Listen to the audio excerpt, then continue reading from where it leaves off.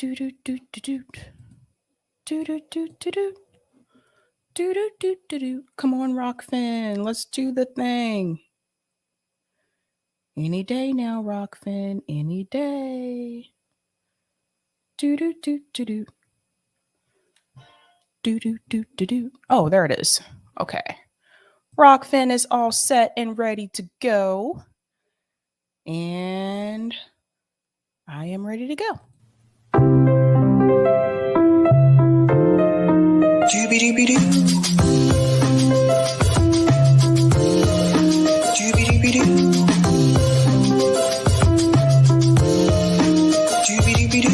I'm your host, Sabrina Salvati.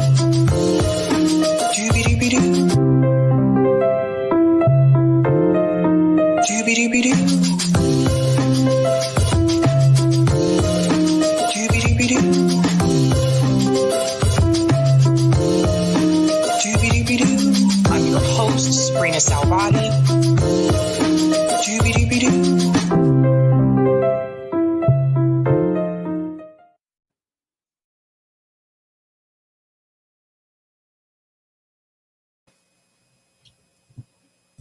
All right. Welcome, everyone. A very special surprise Thursday stream. I have a new setup, you guys. So let me know if I sound okay. I have a new mic. I hope I sound okay for everyone. If I'm too loud, let me know. I can adjust that. If I'm too low, let me know as well in the chat. And welcome to Sabs podcast. I'm your host, Sabrina Salvati. If you are new, I want to let you know that Sabs podcast is a part of Revolutionary Blackout Network. You can catch me there on Thursdays for the roundtable and Fridays for the Sabby show.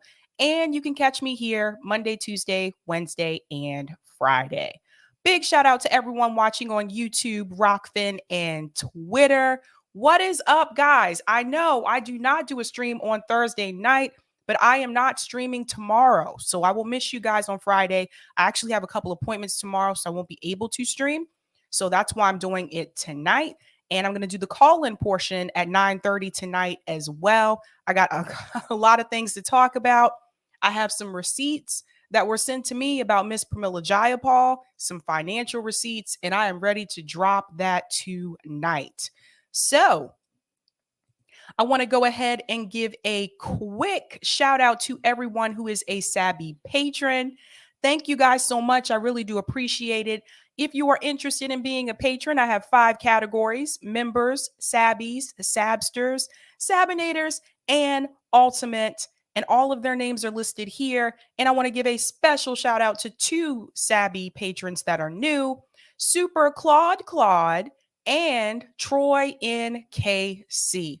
Thank you all so much. I really do appreciate your support. It really does go a long way. And I also want to give a shout out to the peeps at Callin, because they sent me this whole nice setup here. That's where this microphone came from. And I have a little pod pack here that you can't see. There's a lot going on here that you just can't see. But shout out to them. I really do appreciate that. Super excited. So my call-in connection will be much easier when I'm trying to sync. I also want to let you guys know that I am now officially on Rumble. Go ahead and check me out over there. Here is my Rumble page here. And I'm going to go ahead and add this link into the chat for you guys. So definitely, if you're following here, definitely follow me on Rumble. I do have my YouTube channel synced up, so more videos will be pouring in. It takes a couple of days, but the most recent ones are already there. So definitely subscribe to me on Rumble.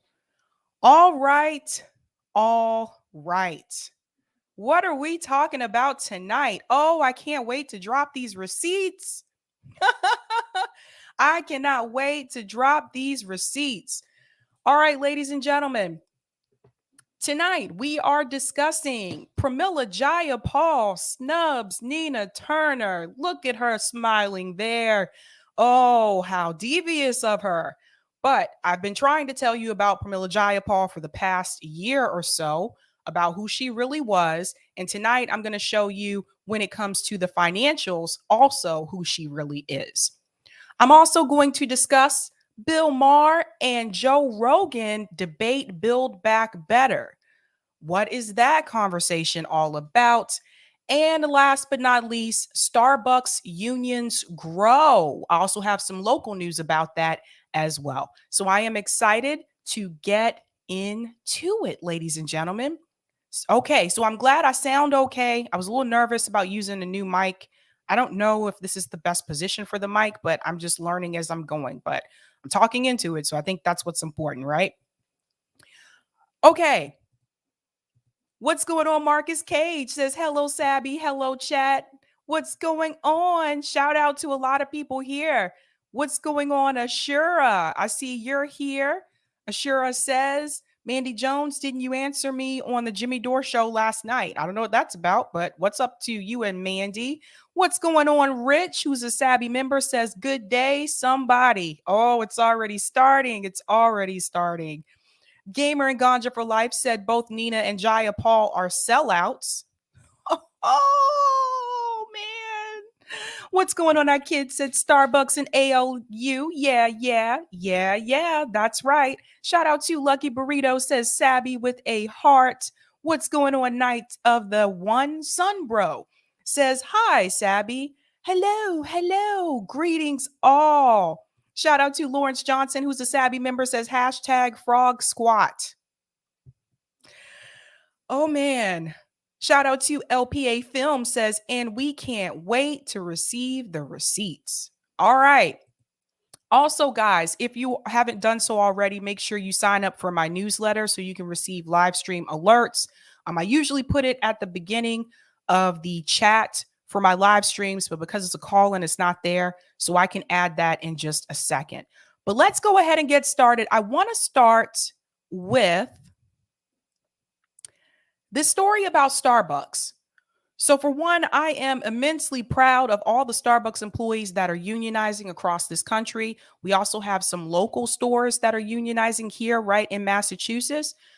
But first and foremost, I want to talk about Howard Schultz and what he's been trying to do. So, let me go ahead and pull this up here.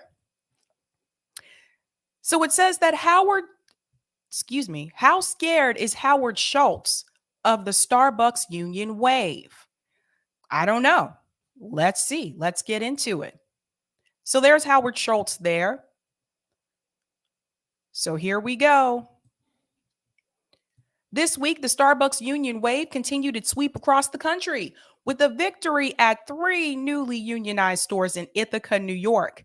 Now, 16 Starbucks locations across the country have voted to unionize, and more than 150 more will soon hold votes on whether to unionize.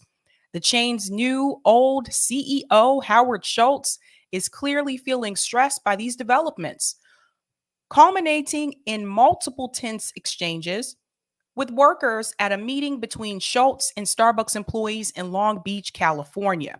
Schultz did not mince words while speaking with workers who confronted the CEO over the company's aggressively anti-union approach, which has allegedly included retaliating against baristas who publicly support the union by firing them or decreasing their hours. This is actually happening, folks. If you hate Starbucks so much, why don't you go somewhere else? Schultz reportedly said to a barista and a union organizer at Madison Hall. Now, I want to chime in here and add a little bit of information about Howard Schultz. For those of you who are not aware, Howard Schultz was formerly the CEO of Starbucks. He stepped back from that position and then came back as CEO in the interim to try to stop the unions from growing across the country. That is why he is back. Howard Schultz actually had announced that he was going to run for president for 2020 on The View, MSNBC, and other news outlets as well. He received a lot of criticism because he wanted to run as an independent. And he said the reason why he wanted to run as an independent is because he said both parties are corrupt and are not helping the American people. Now, that's really interesting that he said that, because here he is trying to stop working class people from forming a union. Well, it turns out that Howard Schultz was always anti-union. And this is another example of someone telling you one thing when they're running for office, but then you get to see who they really are. So he's against unions. So he wasn't really going to try to create any type of change either. I just wanted to point that out. Let's go back into the article. Schultz has been vocally anti-union for decades. That's nothing new. But what is novel is his level of public frustration in these conversations regarding unionization at Starbucks. To any observer with their eye on Starbucks engagement with workers, it would appear Schultz is growing increasingly concerned about just how successful the union drive at Starbucks will ultimately be. And there are certainly reasons for a powerful CEO to be scared by the might of worker power. Until the first Starbucks voted to unionize, Starbucks leadership had unilateral power over its workforce, for better and for worse.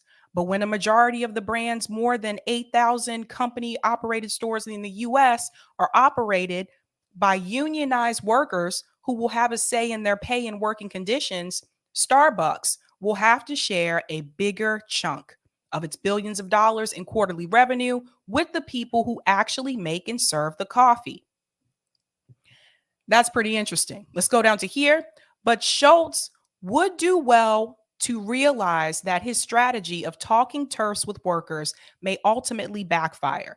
It's unlikely that baristas will see any level of reliability in Schultz, who has an estimated net worth of nearly $4 billion and once used his spare cash to mount a run for president of the United States. See, told you. Plus, Starbucks workforce is young, and these Gen Z baristas don't seem to scare easily. They're picketing outside of Starbucks locations, spreading the word on TikTok, and plainly stating their demands for better wages. At this point in the Great Resignation, workers are in a unique position to demand more. And that's not exactly good news for Starbucks' hardline stance against worker organizing. So, of course, of course. It's always one of the people at the top. It's always got to be the CEO or the former CEO to come in and try to stop people from forming a union. It is ridiculous. As you know, he's worth $4 billion. As I just said in that article, it's a hot mess. And I don't think it's working. I don't think bringing Howard Schultz back is preventing these workers from forming a union. They're just continuing to grow. And I love seeing it every day. Every day I wake up, there's another store and another store. This is what we need, people. We need the workers to rise up in this country. If they can create unions at Amazon and Starbucks, just imagine where else you can create unions. This is going to inspire more workers to rise up against their employer and form a union. And this is what we need in this country. I'm going to go to some of the comments in the chat, and then I'm going to show you a little bit of local news about Starbucks Union here.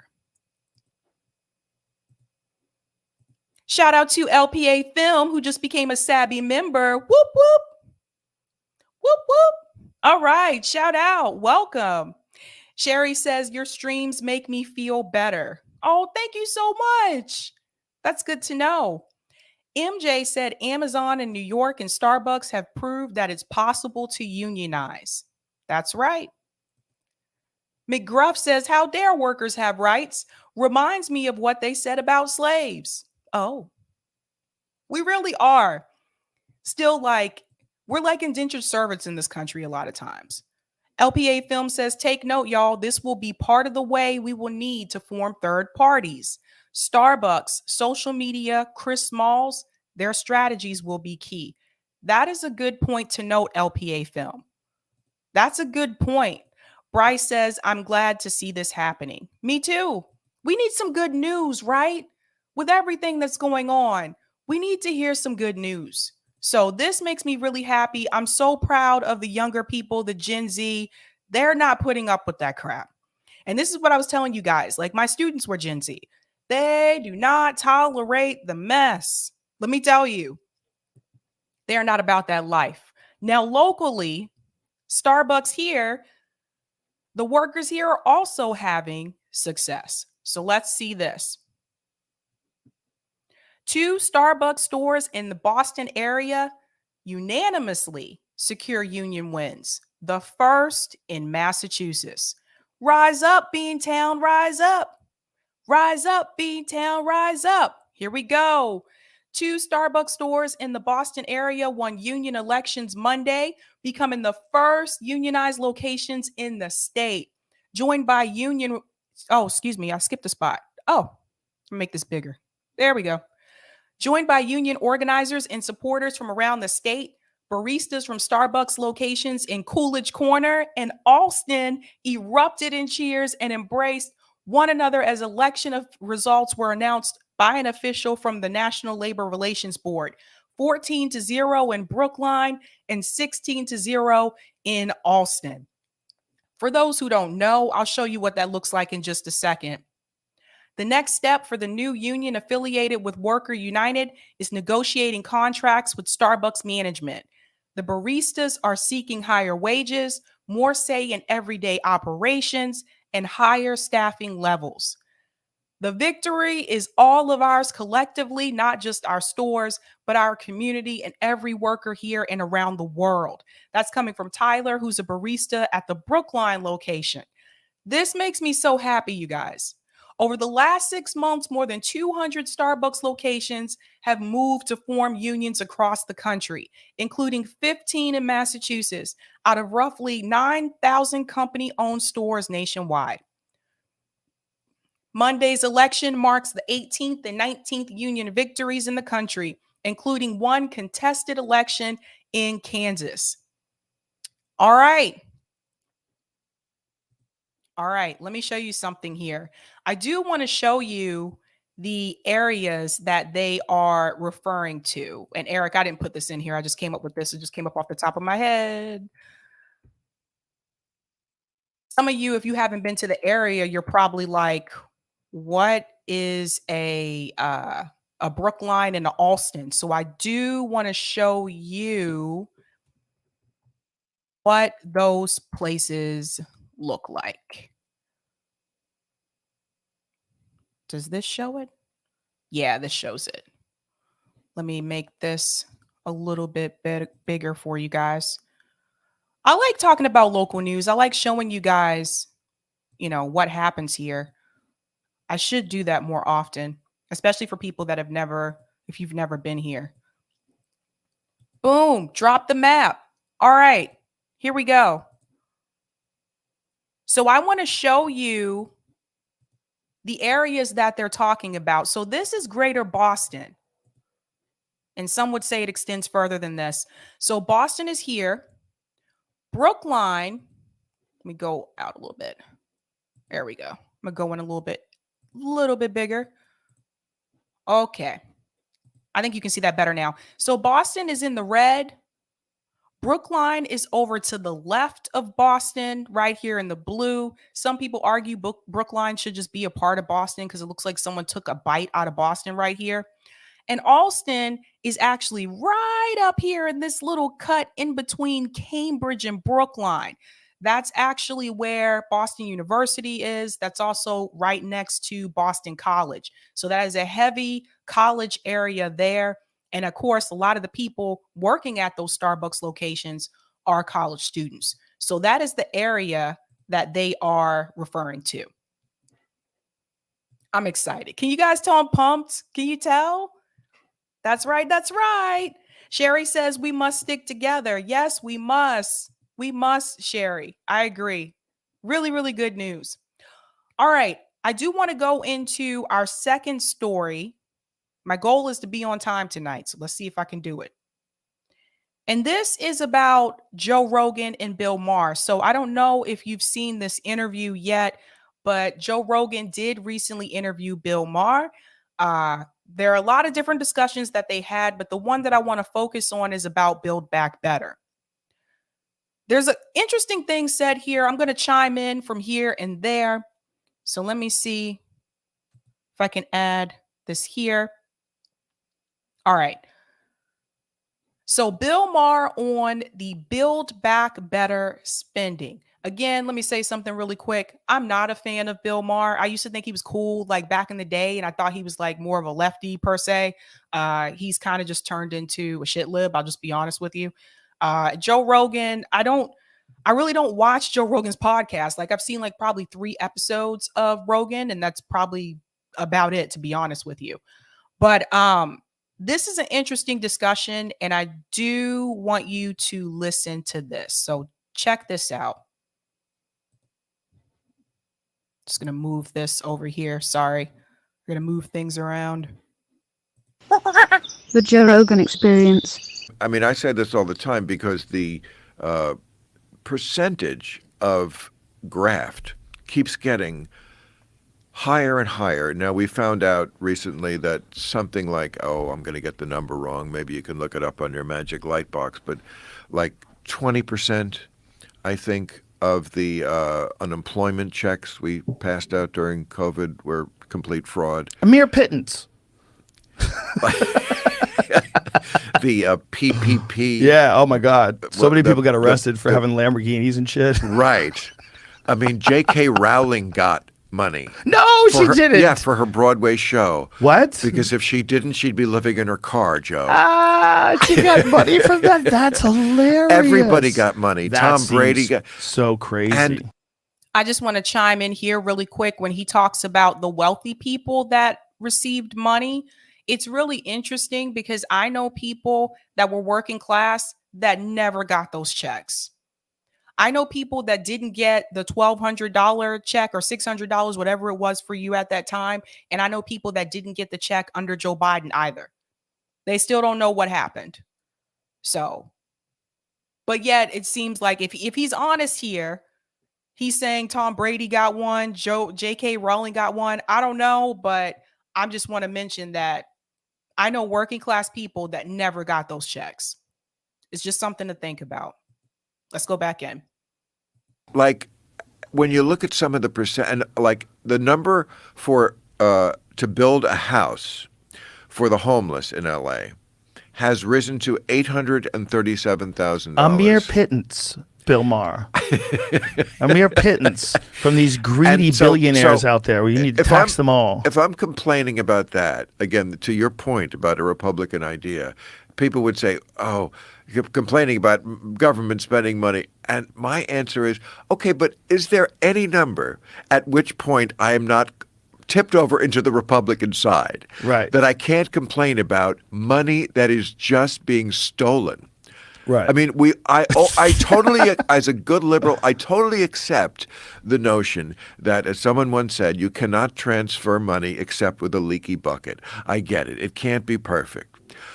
But is it not 20%? But is there no number for which I cannot remonstrate against this? 20% is a low. It's even higher than that. That was only the unemployment checks. The PPP stuff was even higher. That's where it's beautiful and brilliant because they attach it to something that's like we need to help these people.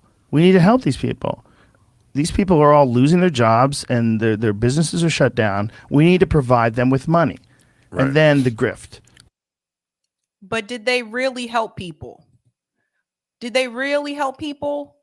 Like the American Rescue Act, did that really help people when they promised people that they were going to give them that child tax credit and then they gave it to them and then they took it away? They stopped it. They ended it early.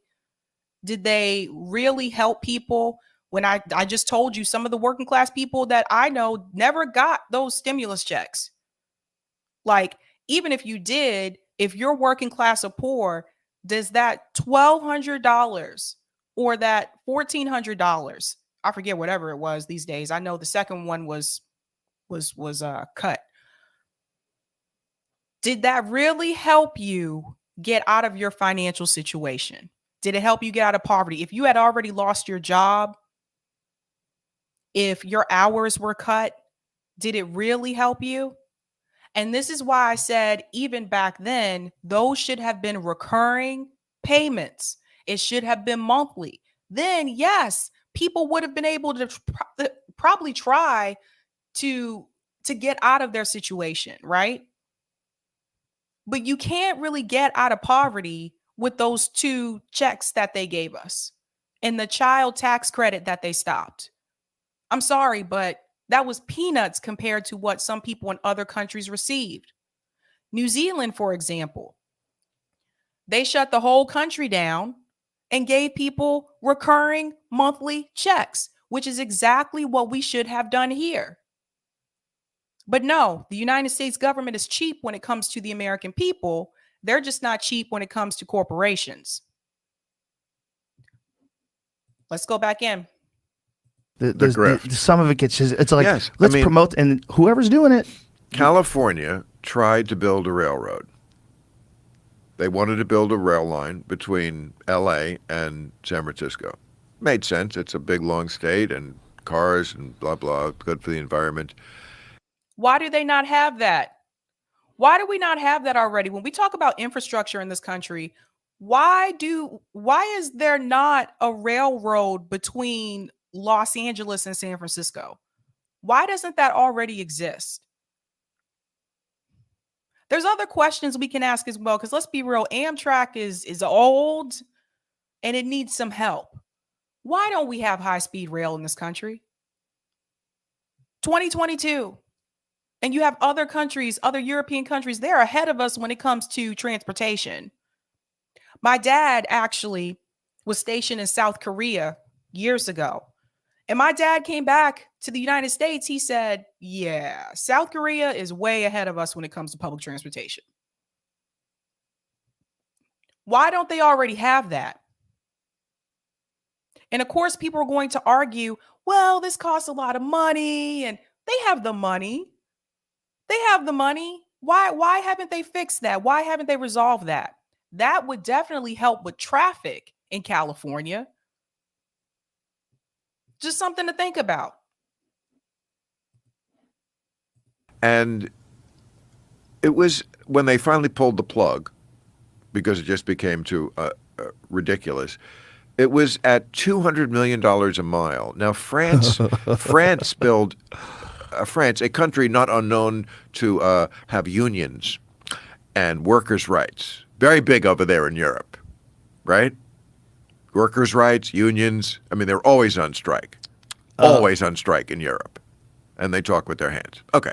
So France, again, a very unionized country, did it for like 1/7. That's how bad. 1/7? Yeah, something like that. Which again is something like $15 million a mile or whatever it was. Right. But I mean, $200 million a mile, and it was only to connect like Bakersfield to I don't know, Pacoima or something, and they couldn't even do that. Were you in Boston when they were doing the big dig? I was never in. Oh, don't even get me started on this. I'm about to go into this, but let me talk about what he just mentioned in reference to Europe for just a second. Having lived in Germany, one of the things I would say that was really cool, if you wanted to go to another country, you could just hop on a train and be there like that. High-speed rail. Plop your little bottom on a train, boom. Next thing you know, you're in France. Next thing you know, you're in Spain. So when we took field trips, that was all we had to do. We had a field trip in Spain at the beach. Teachers just popped us on the train. Boop, we were there that quick. It's a big difference.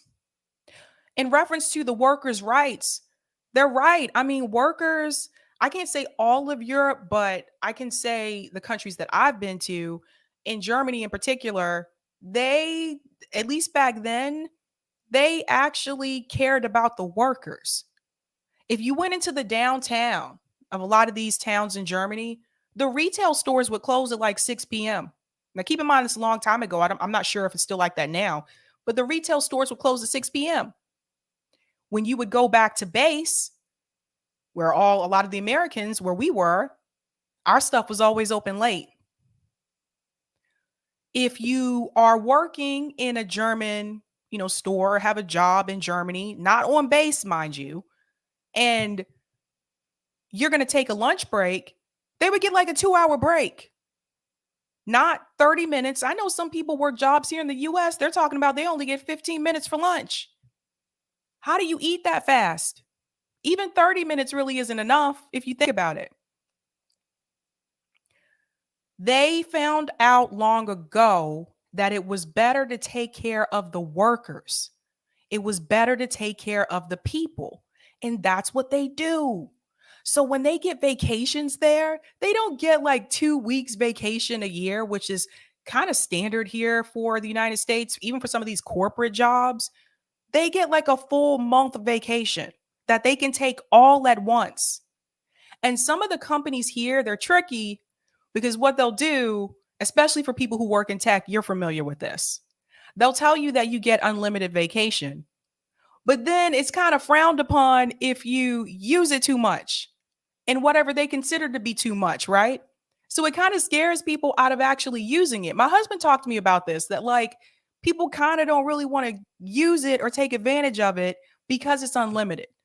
So it's almost like they're trying to trick you into feeling bad, like you have to stay there, you have to be there. Lee Richard, Eric T. read, Sabby Sab's father was in the military station in Germany. Don't you think it's wrong for US to have military bases overseas? I actually do think that's wrong. I've talked about that before on this show. It's common too. And it's not just in Europe. There's bases all over, US bases all over the world. So yes, I've also talked about that. It's also one of the reasons why I never wanted to go into the military. I don't like war. That's a big part of it. And I'm not a fan of the military industrial complex. So that is something I've talked about often on this show. But yeah, it's ridiculous how many US bases are all over the world. It's crazy. But I'm going to go back in because he's about to talk about the Big Dig, which was a project here in Boston. It took forever. It took years. It was not supposed to take years, but it did. Listen to what he says about this. Boston, I mean, I played Boston, love playing the town, but I've never lived there, but I know of it. I remember 60 Minutes doing a story on it. Yes, the Big Dig. And they did finally finish it. They did. But it was so late, and it was they robbed so much money from it. Oh, I'm sure. Exactly. That was the whole thing about the corruption involved in that. Yeah. And it was really just a short tunnel from the airport, was it? Under Logan, one of the few airports in the country that's right next to the city. Yep.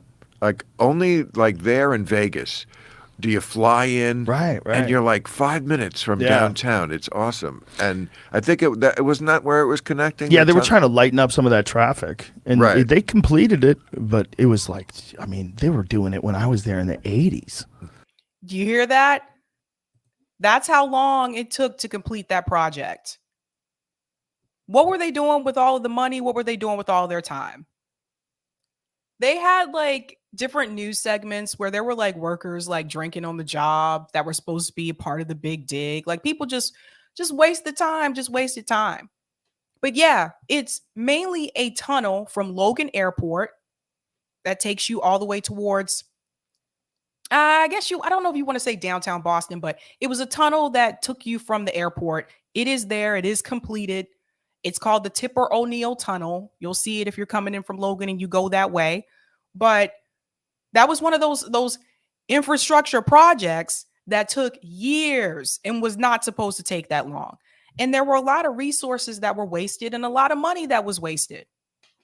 But we got the tunnel eventually. But that's another example where I feel like had they finished that and completed it in the time that it was supposed to be completed, that would have helped traffic a lot sooner. You could have used some of that money to put towards other resources that we need here in Boston.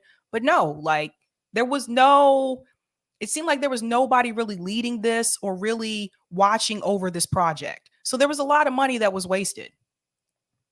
Greg Bruce says purchasers ordering cheap materials that engineers didn't approve were part of the problem too. There you go. Trying to take the cheap way out. It's sad that in the wealthiest country in the world, when it comes to our infrastructure, people will try to use like cheap materials. That's really sad when you think about it. That's not safe. I mean, what happens if something collapses or something breaks because you use cheap materials? This is where we are now, though. This is where we are. And then they were Right. still doing it when I came back. What year was the big dig completed? I want to say it was like Right. at least 10 years late. 2004. Oh yeah. 2004 they completed. Yeah, Yeah. so 07. so they were doing it when I lived Yeah. there. I mean, when I hear about Build Back Better, okay, look, certainly the country needs to get rebuilt. I mean, the infrastructure is a mess. Yeah. But I'm thinking always, like, when you give me a number, it's like, it just seems like you pulled it out of your ass. It's going to cost 1.5 billion. We know that for and it came in right at that round number, huh? Yeah. To rebuild this or something. And are we going over this with a fine tooth? Are we really seeing that it? What if we only spent 1.2 billion or trillion? I'm undercounting it. What? But no, and this is where I disagree here. Some of us actually did go through that number with a fine tooth comb. I was one of those people and went through the Build Back Better Act on this show and on RBN multiple times.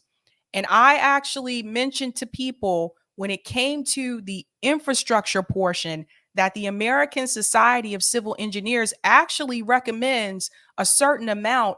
And the amounts that were in BBB, that wasn't even half of the amount that was recommended by the American Society of Civil Engineers. And the amount recommended by the American Society, that was just to maintain the infrastructure. That didn't include the amount to actually improve it.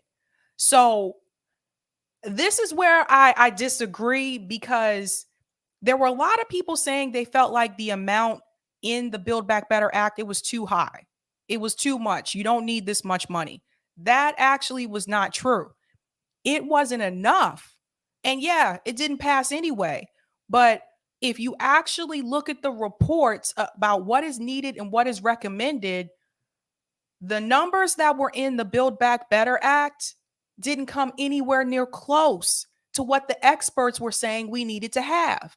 And you had politicians in DC that didn't even want us to have the bare minimum. They were like, that is too much. That amount is too high. But every single one of them were okay with giving the military industrial complex $768 billion. I didn't see anyone dispute that and raise their hand and say that's too much money. You should take some of that money and give it to the American people. Didn't see too many jumping and raising their hands for that. And when it came to Build Back Better, they actually had removed items from the original plan just to try to please people like Joe Manchin and other people too who just weren't named. There were others who disagreed with it as well, to try to please them, to get them to support it. But even when they decreased the amounts and removed items from it, they still didn't support it. And what it really came down to is that when it came to helping the American people, the corporatists in DC do not want you to do that. They don't want you to give American people anything. I talked to my friend in UK and he just laughs. He's like, I can't believe the United States doesn't even guarantee health care to everyone, doesn't even guarantee paid leave. Why do you guys have to argue over these tangibles that you should just have anyway? He doesn't get it. I told him to stay in the UK. I told him, I said, do not come and live here. Stay right where you are. Enjoy your free health care. All right, let's go back in. If we only spent 1.2 trillion, what would we be sacrificing? Anything? Because so much of that money is going to consultants, and just siphoned off by all the pigs at the trough, all snorting this shit up with their big fucking snouts. Yeah, and there's very few people that are saying that, but right. that's exactly what's happening. That to me is not a Republican idea. Right. It's just, it's just common sense. Yes. He says that to him is not a Republican idea. And he goes on to say it's common sense. I would say it's a corporatist idea. Because at the end of the day, that's what this is really about. Let's go back again and listen to him say this part. What would we be sacrificing? Anything? Where? Because so much of that money is going to consultants, and just siphoned off by all the pigs at the trough, all snorting this shit up with their big fucking snouts. Yeah. It's kind of funny because you have two wealthy guys having this discussion. And there's very few people that are saying that. But Right. that's exactly what's happening. That to me is not a Republican idea. Right. It's just, it's just common sense. Yes. So I felt like they started off good, and then the way they kind of ended was just like, well, we shouldn't support this because how do we know that this number is legit and this money could be going towards consultants? So we shouldn't support it. But again, you have two millionaires trying to decide what the everyday average Joe Schmo should get. Now, Joe Rogan has some good takes on some things. But when it comes to this, I do want people to realize and just remember, Joe Rogan is still wealthy. He's okay. Like, he doesn't need the tangibles that a lot of us are fighting for. Neither does Bill Maher. I don't think they really, want, what's that, Ilhanner? Bill Maher is worth 50 million. Joe Rogan is worth 400 million. Right. And so these are the people that are trying to decide what the American people should get in this country. And they're just saying like, well, yeah, I get it. That's not a Republican idea. That's just common sense. This is why I often talk about the class issue. Because even some of these celebrities, some of these wealthy people like Joe Rogan that supported people like Bernie Sanders, at the end of the day, see how quickly they can just pull back when you talk about giving money to everyday working class people. This is why I say they should not lead a movement, because they're still going to protect their wealth. They're still going to protect their capital. This is what happens. There are very few that will choose to fight against it and say, you know what? They're right. I'm standing with the people. But the way that they can just sit back and Bill Maher's just sitting there smoking a cigar and they're just chill and everything, and let's chibbity chat about like where this money should go and who it should go to and how much money it should be and how do we know if those amounts are actually what's needed. It's like, it seemed like to me, like, I'm obviously not on that podcast, but it seemed like to me they didn't really research the numbers. You know who did research the numbers? Me. As I mentioned, I did multiple shows about BBB, multiple shows, went through all the numbers and told you what was offered and what we really should have. But at the end of the day, see how wealthy people stick together? You see that? I'm going to go to some of the comments. Erica said, Bill Maher's audience is the most brain dead clapping seals I ever heard. Yikes. Watch the Jordan Peterson interview. Most cringe show you will ever see. Why do people want to interview this guy? Can someone answer that for me in the chat? Like, why do people want to talk to Jordan Peterson? I don't get it. I really don't. Sherry said it was the biggest transfer of wealth up. Yep. Sebastian says California Dems didn't even pass Medicare for all. Nope. They sure didn't. And they had the majority. The Traveler says no one raises an eyebrow when states kept throwing money at their police, but all of a sudden they're pinching pennies because public transit will fix traffic and don't want to be near the working class. This is true. I have some stories. Tim says U.S. military budget $752 billion in 2021, but Biden requested $813 billion for 2023. There you go. LPA Film says same with climate change. We need to stop cutting corners for the purpose of saving money that we have plenty of. And a lot of these people that are in DC, by the time the effects of climate change really start to hit us, they'll be gone. LPA Film says, right, there are centrist Dems in the Dem districts who can't afford to go public with their disapproval of progressive policies. So they hide behind Manchin and Sinema. Yep. Yes, that's how it works. Abba for Life says Bill Maher said he wanted there to be a recession to hurt Trump. He said that. What an ass. That's disgusting. Yeah. Never mind hurting the American people, right? What a jerk, man. I can't, man. I can't with some people. I really can't get this is ridiculous. Gamer and Ganja for Life said Jordan Peterson is a bootlicker. I just don't understand why everyone is so interested in talking to this guy. It's at this point, it's just gotta be for clicks. Has to be. All right. We're 8:47. I am going to go into the final story tonight, which is why I think a lot of you are here. If you have not been paying attention, if you are not aware, the Progressive Caucus has decided to endorse Shontel Brown instead of endorsing Nina Turner. Now, we all know that Shontel Brown is not progressive. She is a centrist Dem at best. So why would the Progressive Caucus choose to endorse Shontel Brown instead of Nina Turner? Oh, I have a lot to say about this subject. Let's go ahead and get started. All right. House Progressive Caucus spurns ex-Bernie Sanders spokeswoman Nina Turner. Let's get into it. The Congressional Progressive Caucus, composed of the most liberal House members, decided against endorsing a darling Senator Bernie Sanders running for an Ohio seat, instead endorsing incumbent Representative Shontel Brown.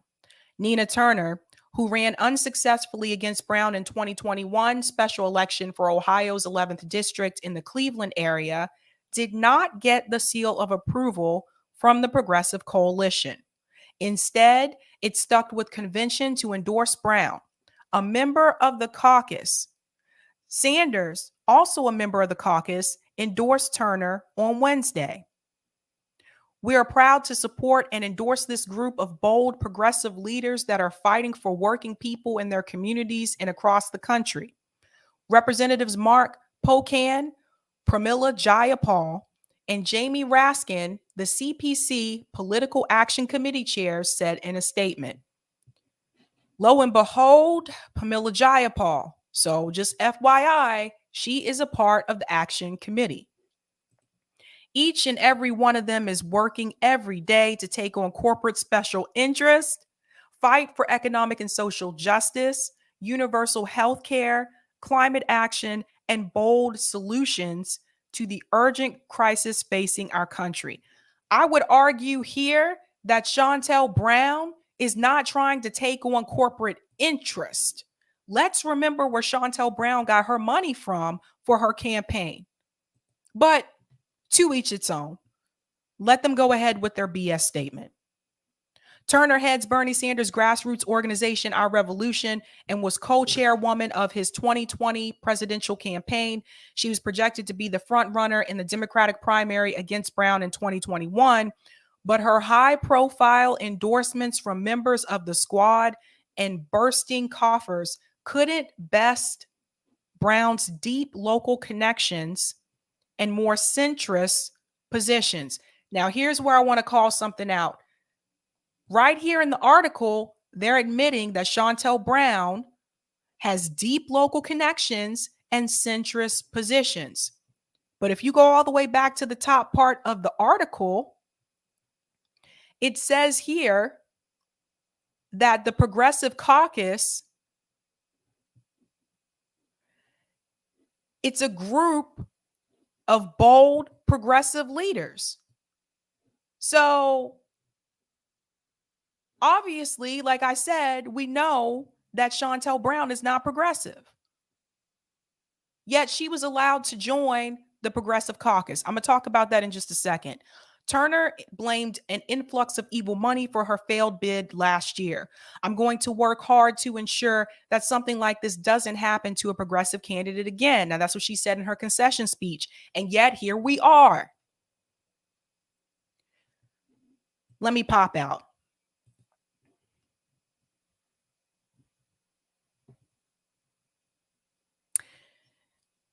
Anyone can join the Progressive Caucus nowadays. You don't really need to be progressive to join. Joe Kennedy, who was from my state, was a member of the Progressive Caucus. Joe Kennedy is not progressive.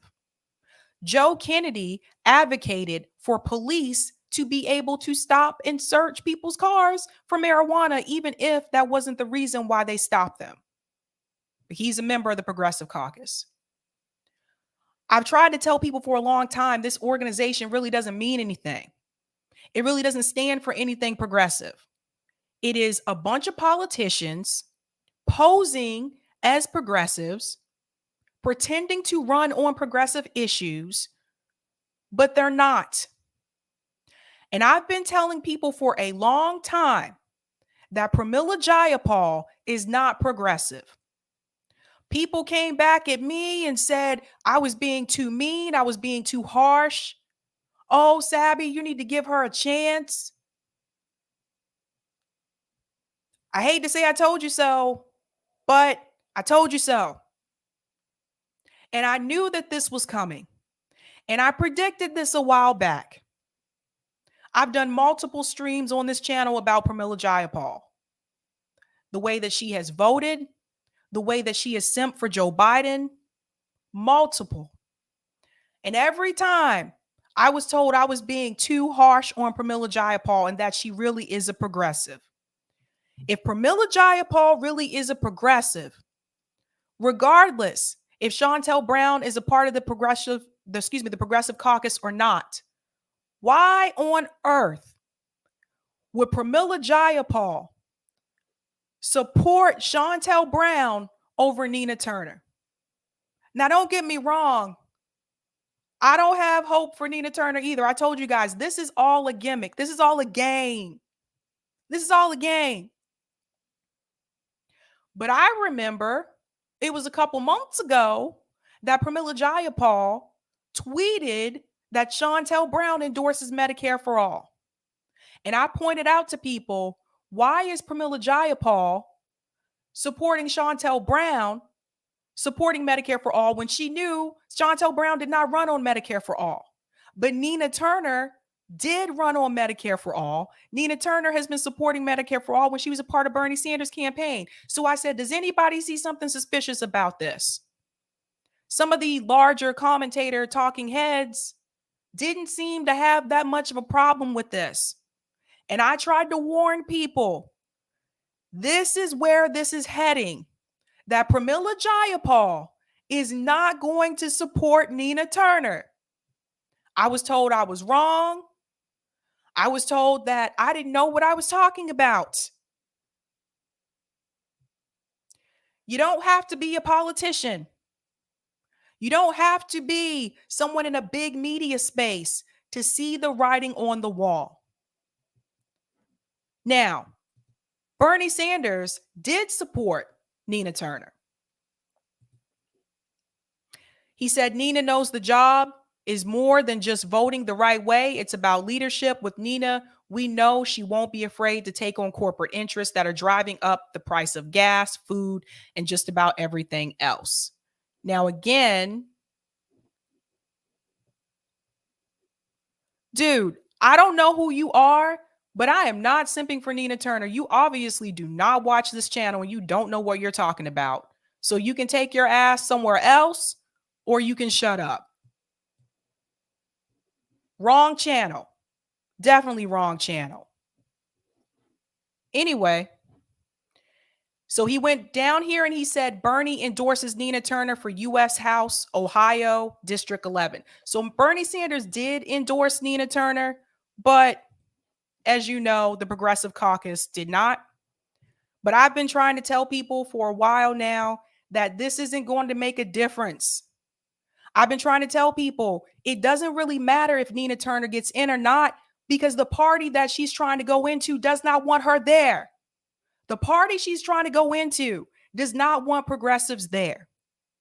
Now, if you're a progressive and you're running for office right now, you're running into a big problem, because you already have to fight against the establishment Democrats. You already have to fight against the people on the right. You have to fight against big money. And now, apparently, you got to fight against people who claim to be progressive in the same damn party. You're going to have to fight against people like Pramila Jayapal, who's supposed to be on your team. And this is why I've been trying to tell people, Pramila Jayapal and Rogan, you put them in the same bus, you put them on the same boat. They are not there to really be progressive and help the people. Anytime I see her constantly going on these interviews saying Joe Biden's doing a good job, sitting up there simping for Joe Biden, Pramila Jayapal and Bernie Sanders wrote the Medicare for All bill. Why isn't Pramila Jayapal trying to push this bill to the floor? I'm going to show you some receipts in a second. I'm going to show you why this is not happening. Let me go ahead to the next tab here. I think these are in order. Now, I want to remind you, this was just a couple months ago. Here is Pramila Jayapal. Medicare for All is now officially co-sponsored by 118 members of the House. Here she goes.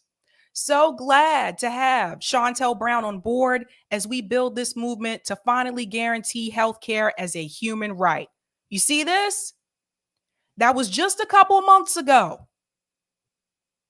This was Pramila Jayapal saying the quiet part out loud. She was letting you know right then and there, Nina Turner, I do not have your back. Hate to say I told you so, but I told you so. I want to remind you of something else. Let's go to this tab here. I think these are out of order. Give me just a second. Nope, there's a video. Give me just a second. There was a video, a clip that I had of Pramila Jayapal that I do want to show you. Sorry, I have a lot of links, you guys. Oh, here it is. Okay. This was another warning sign for people who they just didn't want to believe it. They kept saying, give them a chance, Sabrina. What's Pramila Jayapal and Rogan supposed to do? Give them a chance. Give them a chance. I want to remind you of this speech that Pramila Jayapal gave. Again, this was last year. Pay close attention to what she says. This was another warning sign. Listen to this. We have been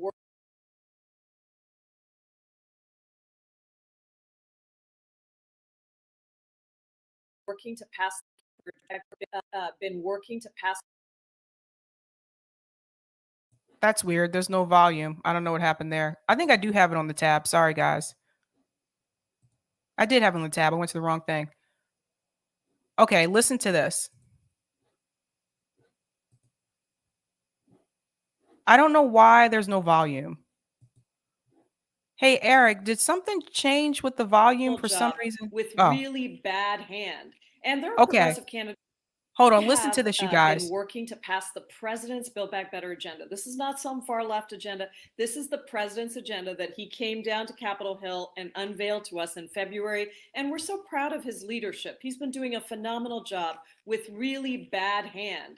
And there are progressive candidates that have won in many cities across the country, including in Boston and Cincinnati. We're so proud of those firsts. But I think that this is really important to understand. We have been working to pass the president's agenda. And the Democratic Party as a whole, we have differences. It's true. And people say we've been negotiating for a long time, but let me be clear. Listen very closely. Been working. This is her revealing. This is who she is. We have been working to pass the president's bill. It's really been anything, but it happens to fall in this time.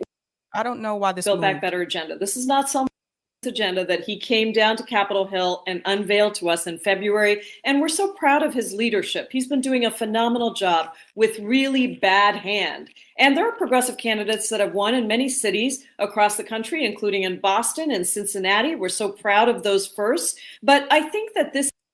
But listen to what she says. This is really important to understand. We have been working to pass the president's agenda. And the Democrats. There have been progressives that have won in cities like Cincinnati and places like Massachusetts, but we are working to pass the president's plan.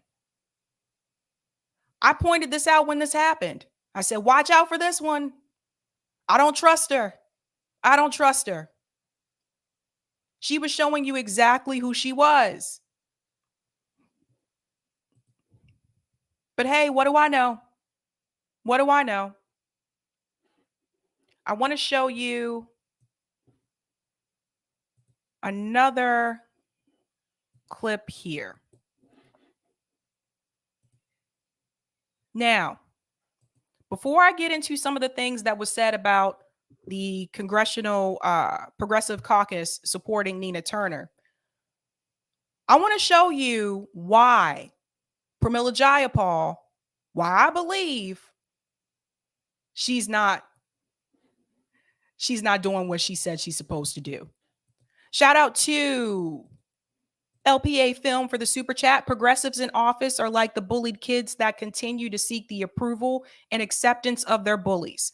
We can't sit with them, and that is fine. Hashtag Dem Exit. Well said. Thank you for the super chat.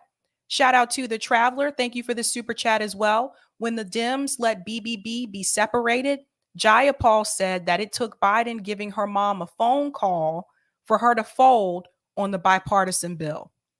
See? Thank you so much for that. And thank you for this super chat, Ruben. She's just as bad as AOC. Keep up the great work. You're making a difference. Thank you so much, Ruben. So someone sent me some receipts on Pramila Jayapal, some financial receipts that I think you need to see. Because I've been asking myself for a long time, what is it with this woman? She co-wrote this Medicare for All bill. She's going on TV praising Joe Biden. She's not pushing these progressive issues. She's voting in a way that doesn't benefit the American people. She's voting along with establishment Democrats. What is it about this woman? I'm going to show you. So someone sent me this. Let's look at some receipts about Pramila Jayapal. Now, this is the FEC Medicare for All. You see this? Federal Election Commission. This is Medicare for All. This is about the committee. Committee information. I'm going to see if I can make this a little bit larger. Uh-oh. I hit the wrong thing. Let me go back. What happened to the Zoom? Oh, there it is. Okay. Medicare for All. You can see the location is Seattle, Washington. All right. That's legit. Committee type, PAC, qualified. Statement of organization, current version, PDF. Leadership PAC sponsor, Pramila Jayapal. Okay. So far, that does not look suspect. Again, this is the Federal Election Commission Medicare for All Committee. However, there is something suspect going on as we go further along. Again, here's the FEC, Federal Election Commission, Statement of Organization. Now, this is FEC form number 1. Filing FEC, this is for Medicare for All. And this is what I want you to pay very close attention to. Medicare for All, again, same location, Seattle, Washington. Look at this. Actually, there's a difference here. Let's go back. I missed that part. I'm sorry. Okay. P.O. Box 21912, 21912, Seattle, Washington. Medicare for all. 21912, Seattle, Washington. Let's scroll down. This is the part where you need to start becoming concerned. Affiliated committees and organizations. One is Pramila Jayapal. There's her P.O. box. There's Seattle, Washington. Again, the relationship is leadership, PAC, sponsor. Here's where we run into a problem. Another affiliated committee, Build Our Movement PAC. Now, P.O. Box 2192, affiliated relationship, affiliated committee. I want you to pay close attention to something. Now, obviously, this is either a typo or this is done on purpose. If you notice, the address for Pramila Jayapal's P.O. Box is 21912. When we come down here to Build Our Movement PAC, the address is P.O. Box 2192. Typo, or was that done on purpose? Again, Seattle, Washington. What you need to take away from this before we go further is that Pramila Jayapal has a PAC called Build Our Movement, and that PAC is affiliated with Medicare for All. Again, same address here. It goes deeper. Now we're going to go into some receipts. Again, this is from the FEC. Here's the committee for Build Our Movement PAC. Now, remember I told you Pramila Jayapal has this PAC, and it is affiliated with the Medicare for All PAC. Now, I'm no rocket scientist, but if you're a progressive, scroll over here. I got to make this a little bit smaller. Somebody explain to me, under contributor's name, why in the hell is Amazon corporate donating money to Build Our Movement PAC, the same PAC that is affiliated with Medicare for All? Now, this was the original date, September 29th, 2017. Here's the aggregated amount. Here's the original amount. Let's go down. It's not just Amazon. eBay, KPMG, if I'm not mistaken, isn't that a consulting? Give me 1 second. I know that company, KPMG. Some of my students went to work for. Yes. KPMG is a global network of professional firms providing audit, tax, and advisory services. Corporate. They're on here twice. Pandora Media, Sheet Metal Workers, and Universal Music Group Political Action. The one, excuse me, got a hiccup. Okay. The one that you need to be really focused on is Amazon. Now, again, I was not born yesterday. And I'm also not a rocket scientist. But I am pretty damn sure if you are a progressive and you say you're not taking corporate money, why the hell is Amazon donating money to Build Our Movement PAC, the same PAC that is affiliated with Medicare for All, and Pramila Jayapal is over both of these PACs? I'm pretty sure Amazon is not okay with Medicare for All. You see how they do? This is why you got to be careful about these PACs. This is what they do. They have these PACs here, these PACs there, and they try to disguise it. And so if I didn't go down this rabbit hole, which most people don't, if you just go back and look at, boop, If you stop here where it says Medicare for All on that address and you see Pramila Jayapal as the Leadership PAC sponsor, everything looks cool. But if you go a step further here and you see the affiliated companies, committees, and organization, Pramila Jayapal and Build Our Movement PAC, then you have to go one step further. It is Eric. Aha. So Eric just told me in the private chat, the actual PO box for Build Our Movement PAC is that same 21912. Thanks, Eric. Let me make it bigger for people. See? So remember when I asked you, is that a typo or was that on purpose? Here's the address right here. Build Our Movement PAC, 21912. That is the same address that Pramila Jayapal has for her PO box, and is the exact same address for the Medicare for All PAC. Don't seem like a typo to me, boo. Don't seem like a typo to me. That seems suspicious.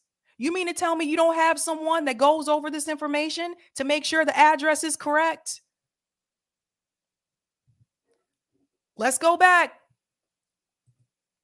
So again, this is what happens if you don't go down the rabbit hole. So one more time, Build Our Movement PAC took money from Amazon. They took money from KPMG. They took money from eBay. They were taking money from corporations, which, remember, we were not supposed to do that, right?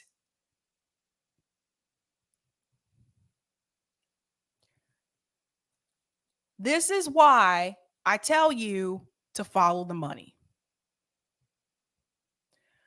Pramila Jayapal, based on what I've seen, something is not right. Something's a little bit off. And we wonder why. She wasn't pushing for things. She's supposed to be progressive, right? What this tells me, what I've been saying to people, but I hope if people didn't get it before, I damn sure hope they get it now. This is why progressives in the Democratic Party is not going to work. You have someone like Pramila Jayapal. She's supposed to be progressive. She's taking corporate money into Medicare for All through another PAC. Let me come out of here. There's something else I have to show you that I forgot to send Eric. Now, let's talk a little bit more about Build Our Movement PAC. Again, someone sent this to me. Someone that does a lot more research.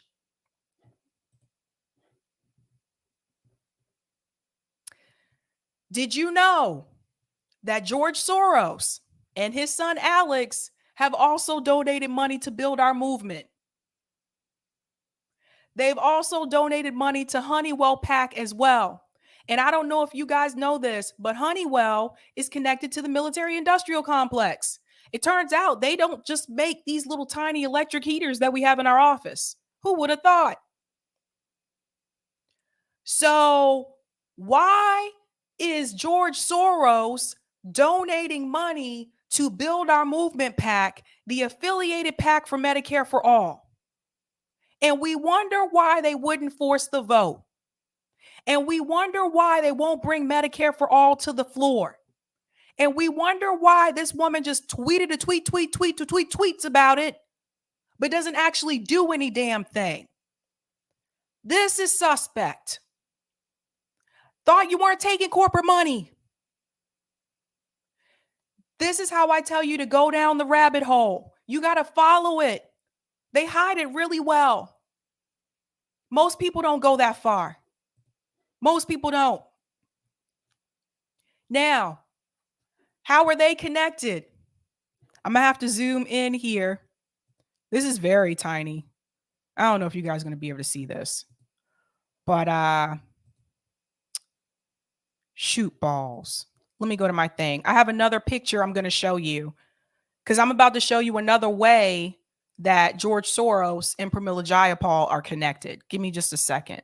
Where's that? Ah, there it is. Download. All right, this is tiny, but I'm going to share my screen and show it to you. It's bigger on my computer, but it's going to be tiny for you guys to see. I apologize. Now, this was an event. Oh boy, it is really small. This was an event that Pramila Jayapal attended. She was a speaker, building a progressive legislative pipeline. Now, let me stop sharing because, again, I don't want to reveal my source. Now,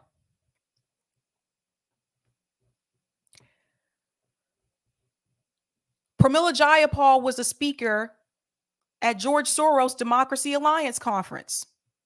What? All these people are connected. I want to show you something else. Let me make a little screenshot here.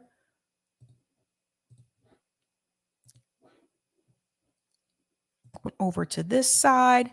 Now, this is an image, but at least this one's zoomed in, so you'll be able to see this one very well. Something else I want to show you about Build Our Movement PAC. Again, this is all connected back to Pramila Jayapal. Just keep that in mind. Here we go. Now, again, this is the FEC. This is public information. Most people just aren't going to dig this far. Molina Healthcare. Molina Healthcare also donated money to Build Our Movement PAC. Who's Molina Healthcare? Let's see.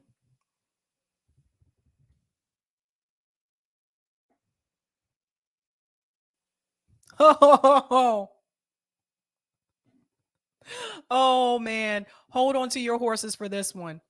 Molina Healthcare is a Fortune 500 company. Here we go. Boom. You see it? Molina Healthcare is a Fortune 500 multi-state healthcare organization. Fortune 500.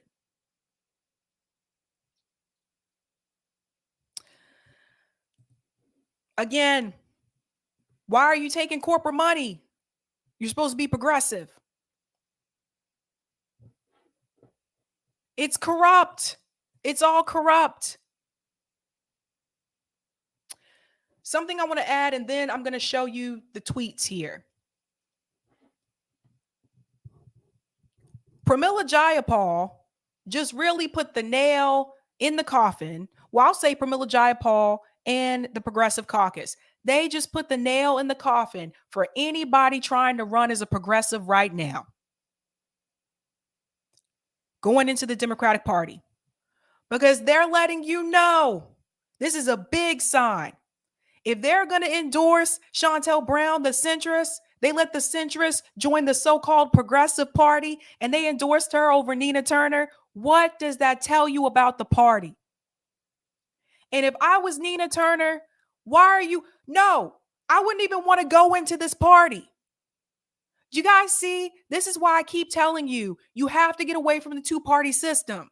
Both sides are corrupt. They don't pass anything in DC that does not have corporate interest.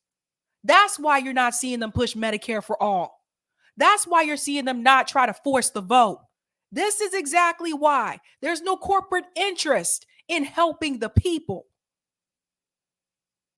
And Nina Turner is still trying to go into the same damn party that has showed her multiple times, we don't want you here. Not only do we not want you here, but now we've got people who say they're progressive. We even got them to push you out. This is what they will do. Shontel Brown, they know, is going to do the bidding of corporations.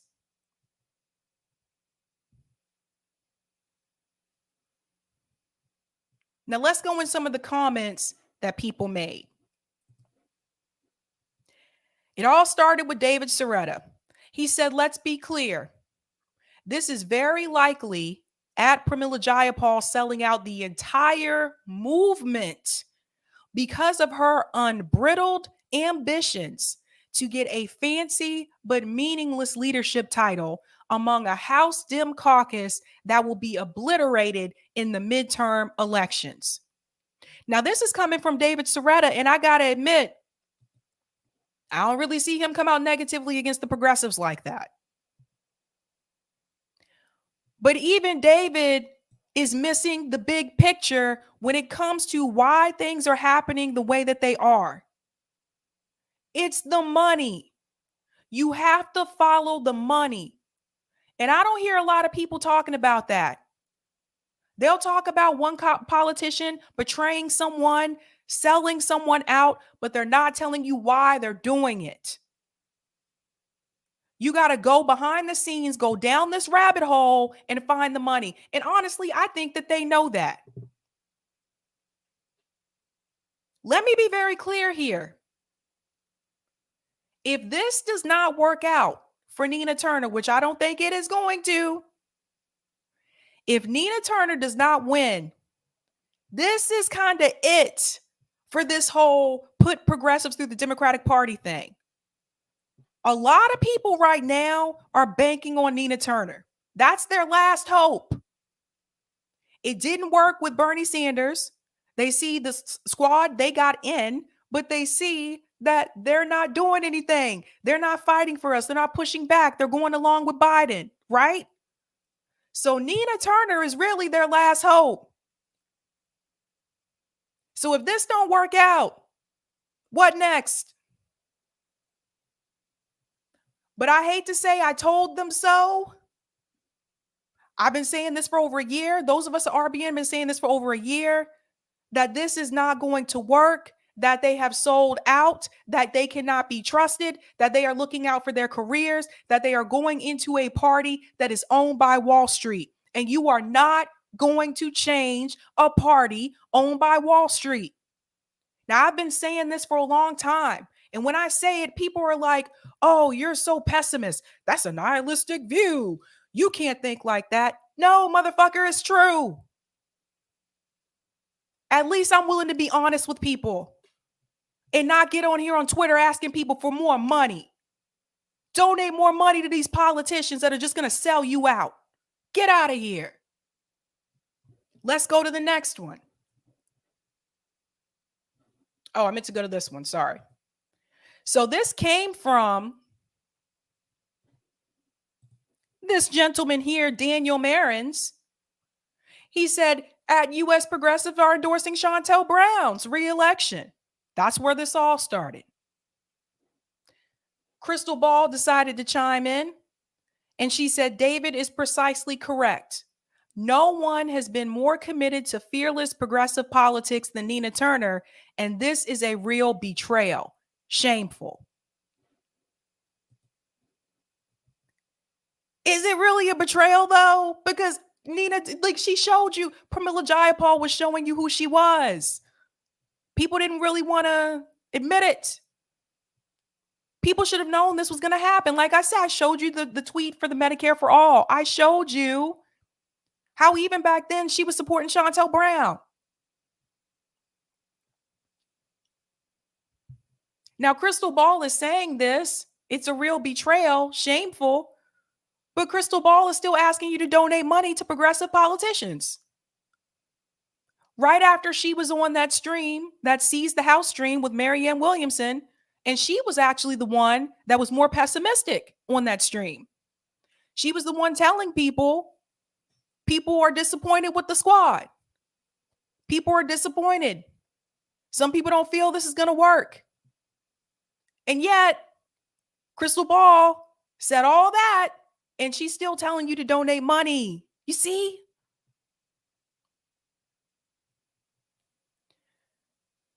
At this point, no matter how much money you donate to Nina Turner, the Progressive Caucus has spoken.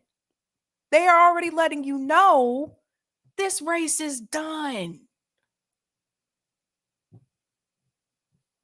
Shontel Brown got a whole damn caucus in DC backing her. They're going to make sure she wins.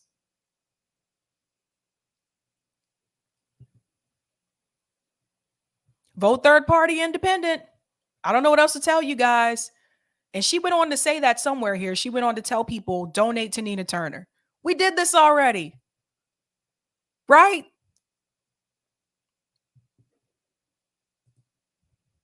Here's some more interesting comments.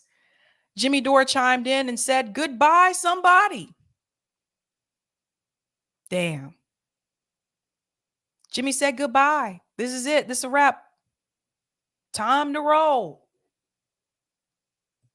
Even Jordan Sheridan chimed in and said, FYI, after the nearly 100-member Progressive Caucus absurdly endorsed Shontel Brown over Nina Turner, I've seen nothing tweeted from AOC, Ro Khanna, Ilhan Omar, Pramila Jayapal, Ayanna Pressley, or Rashida Tlaib, who is actually home, sick, by the way, expressing support for Turner's campaign. Wake up, people. What does that tell you? Let's remember, AOC did not endorse Cori Bush.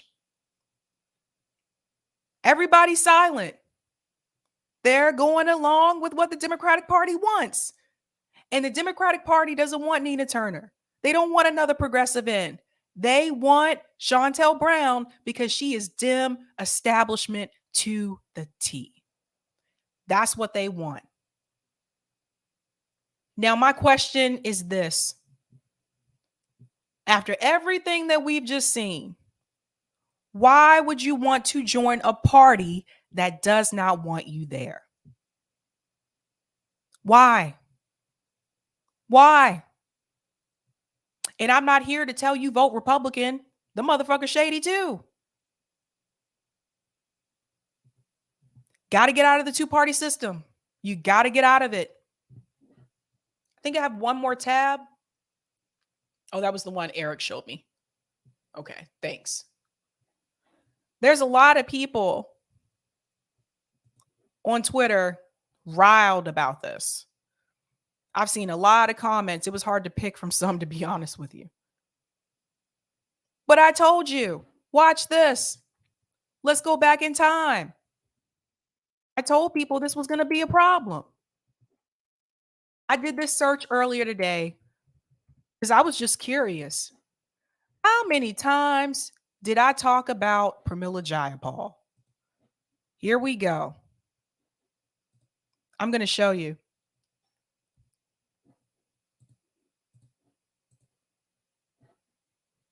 All right. How many times did I talk about her? Here's one. What do you know? Pramila Jayapal, unemployment lies. That was 4 months ago. Let's go down. Oh, this woman's cringe face. Gotta make sure I hit them all. Let's see. I skipped through some of them before. Oh, that's just me. Jayapal praises Biden. Look at what it says on the thumbnail. I'm about to lie. I tried to warn people. That was a month ago. Is that me too? Oh, that's mass peace action. I'm not sure why that one's there. Oh, here's another one. Jayapal build back better again. That was another one. That was 2 months ago. 1 month ago. Jayapal lies again. I don't know why Aaron Mate came up. That's not Pramila Jayapal. That's random. Oh my God. It's just ridiculous. Okay, I think it's getting to... Oh, nope, there she is again. Jayapal defends Biden. There I am again. See? I tried to warn people. This woman, look, squad theatrics on the infrastructure bill. There's Pramila Jayapal's face in the corner. So I could go on and on.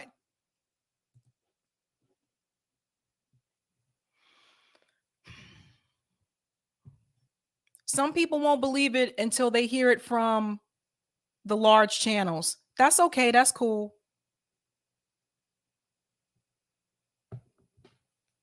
But I hate to say I told you so.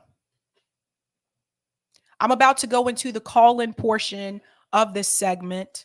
And that is actually the topic for the call-in portion. I want to hear from you guys. What do you feel about this? What are your concerns? And I want to give a big shout out to my bud who sent me those financial receipts. Thank you so much. You're doing the damn thing. Seriously.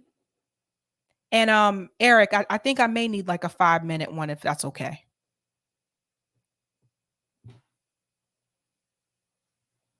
Just gonna take like a 5-minute break. Eric's gonna hop on, and Eric, if you want to do the Rockfin comments, if that's okay. Here we go. Sure. I'll be back in 5 and I'll start the call-in portion, and I want to hear from you guys. So here we go. All right. Yeah, one of the things, let me get this size that way. There we go. So one of the things I think I'm seeing a bit in the comments is people kind of taking what Sabby's saying to be kind of an endorsement of Nina. And of course, that's really not what's happening here. It's kind of this laughable point where the Dems are so ridiculous they won't even let a fake progressive like Nina Turner get in. You know, that's how right wing and paid off they are. So you can probably tell I got a different background here. I'm actually in Canada at the moment, visiting some in-laws, but hopefully my internet connection holds out. So far so good. Let's see. I think we had a few super chats here. Yeah. I don't know if she showed this one or not, but let's see. We had Cool Blue. Don't trust Team Blue. Glad we reject them from Cool Blue. Thank you for that super chat. And yes, you can expect us to make this into a clip. It'll be a good one. We had Ashura saying David Sirota is a neoliberal. His wife is a politician. I've gone kind of back and forth on Sirota. I haven't really heard that much from him recently. I mean, he's been okay at times, but he doesn't really seem ready to leave the Dems behind for dead. Put it that way. Super chat from Anthony. Thanks. Electoralism is dead. Time to get in politicians' faces.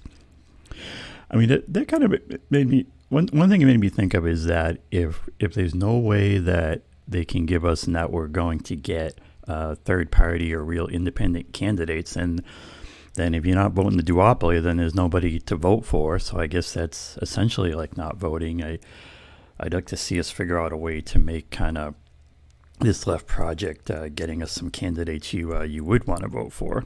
But of course, that's the challenge now, isn't it? Another super chat from Ashura. Thanks.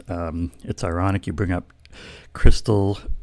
I think she has a shady pack, and that is for sure. There's a lot of money around Crystal Ball. We also had some chats on the old rock fan from Roger. Let's see if we can hit some of those. And by the way, I was on the Beauty and the Boomer show on a Tuesday, a couple of days ago on Roar Media. So they do a really good, really fun show. So I'd recommend checking them out. Just if you put in the Google, in YouTube or Rockfin, Beauty and the Boomer, and they'll come up. But they do fun shows. All right.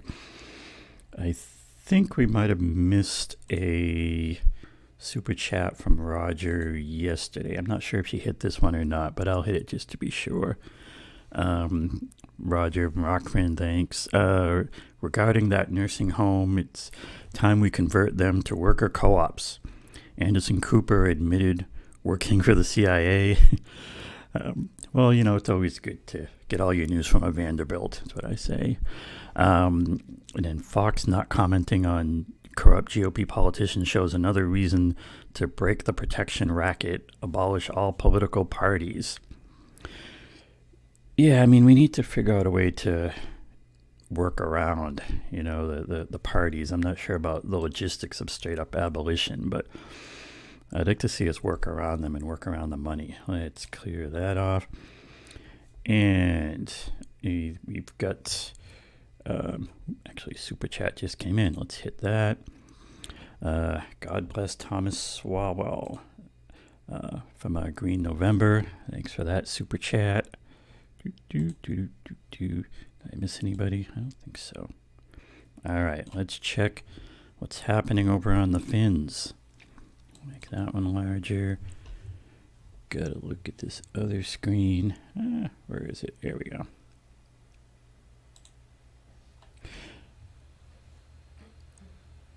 On Rockfin, we had Roger saying, thanks for the paid comment on our Rockfin, Roger Meadows. The only reason they have all that stuff in Europe is because they made a lifestyle of shutting stuff down via general strikes. Yep, that's true. And those old yellow vests. We gotta get in the streets over things here. We gotta figure out how to make that happen. Speaking of which, there is a protest action happening in Boston on April 22nd that I believe Sabby and I are both going to be there. It's originally organized by Massachusetts Peace Action.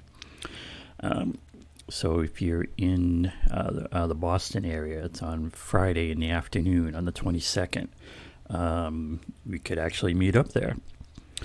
And Roger continued, also worker cooperation is well established in most countries in Europe, with the largest movements being in Italy, Spain, and France. The European Cooperative Statute, which has been enforced since 2006, permits worker co-ops to be by individuals or corporate bodies throughout the European Union.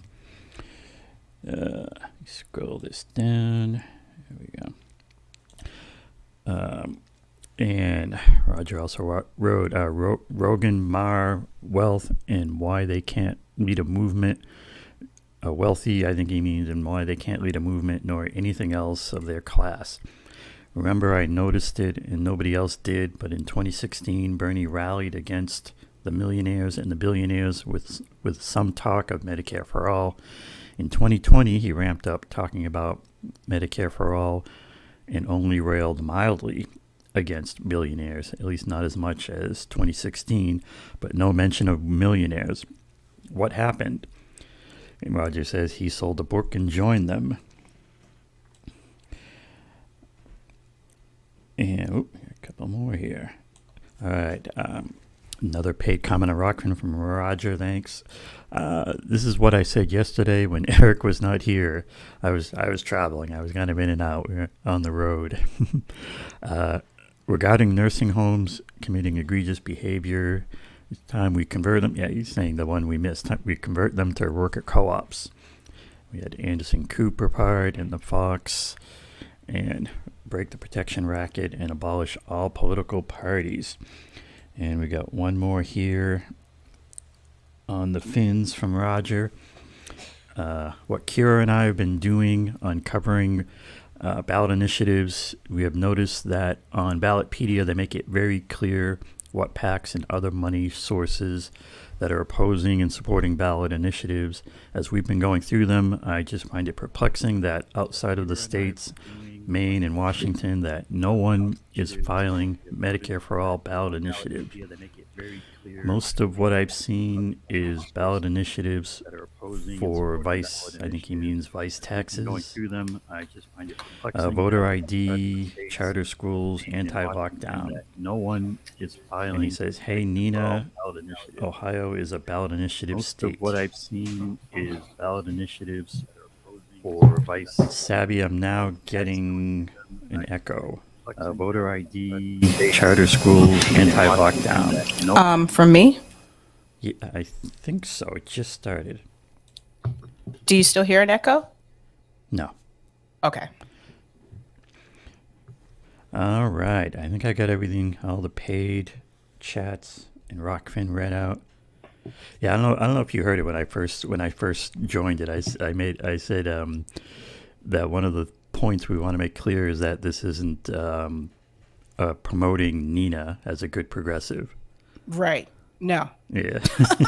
It's more like No. they can't even let a fake one like her in. No. All right, guys, here is the call-in link for those of you who want to call in. Eric, is it okay for me to go ahead and open the room? Oh, yeah. Okay. And then do I need to put it up on the screen? Yes. Okay, let me do that. I really want to hear people's opinions about this. Wait, what happened to my room? Oh boy, hold on. Not this again. Oh, there it is. I went to the Are wrong you thing. saying the Call-in app is not perfect? It's okay. I didn't make it, so. Okay. Why is it not? Oh, that's the actual call-in thing. Give me just a second. I got the wrong link. I look forward to hearing your voices, guys.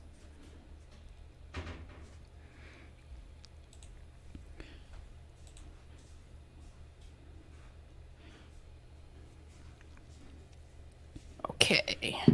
Now I got the right one. Go ahead and open the room. Got one super chat. Oh. Okay. You can go ahead and read the super chat, Roger. I mean, Eric. Man. Do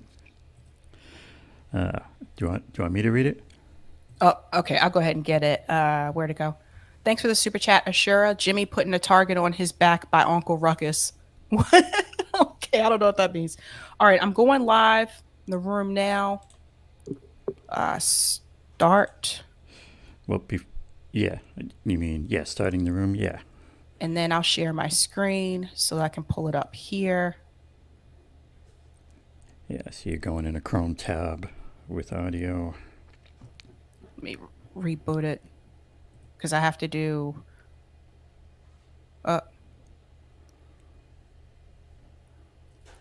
Sabby's got new gear.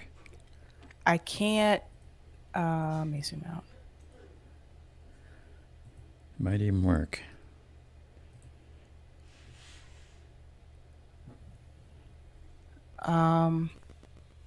Okay, there it is. All right, SFT listen in. says it's not a bug, it's a feature. All right. Okay, let me share my screen. And then I'll put the call-in part up here so people can hear it on YouTube. So Ashura says Uncle Ruckus equals Tim Black. Oh boy. Okay, so Eric, can you hear? Oh, I'm muted. Whoops. Okay. Eric, can you hear me on the YouTube through call-in? Yes. All right, guys. I hear Those of you on in the StreamYard, call-in. YouTube, yep. Okay. Those of you in the call-in app, can you hear me on call-in? Give me a thumbs up if you can. That means yes. All right, I think we are all set to go. Again, guys, here's the link here for those of you who want to join, and I'll add it to. We're getting a little bit of echo on the StreamYard YouTube side. Are your computer speakers still playing? No, it's headphones. Let me double check. It's headphones. And I have echo cancellation on. So I'm gonna add this to Twitter as well.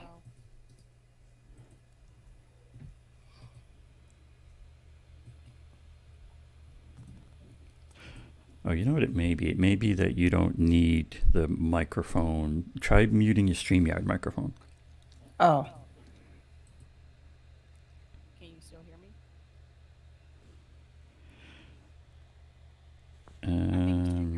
Has to be on. No, that's not really. Yeah, that has to be on. Guys, do I have an echo on YouTube? Let me know in the chat.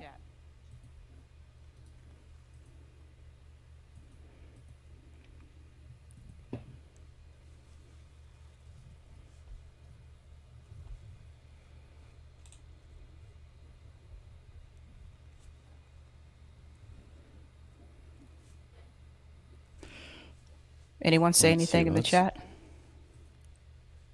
I saw one, yes, mild, which was what I was hearing. Very Let's see if I can strange. get into this calling room.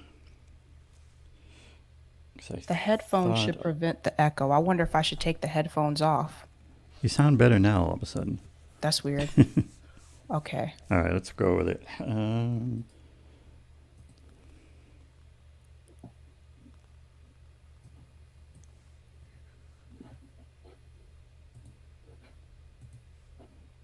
Okay. You guys ready? All right, cool. All right. Welcome to Sabby Sabs podcast on Call-In. This is episode 7. Progressive Caucus snubs Nina Turner. The Progressive Caucus, which includes Pramila Jayapal, has endorsed Shontel Brown instead of Nina Turner.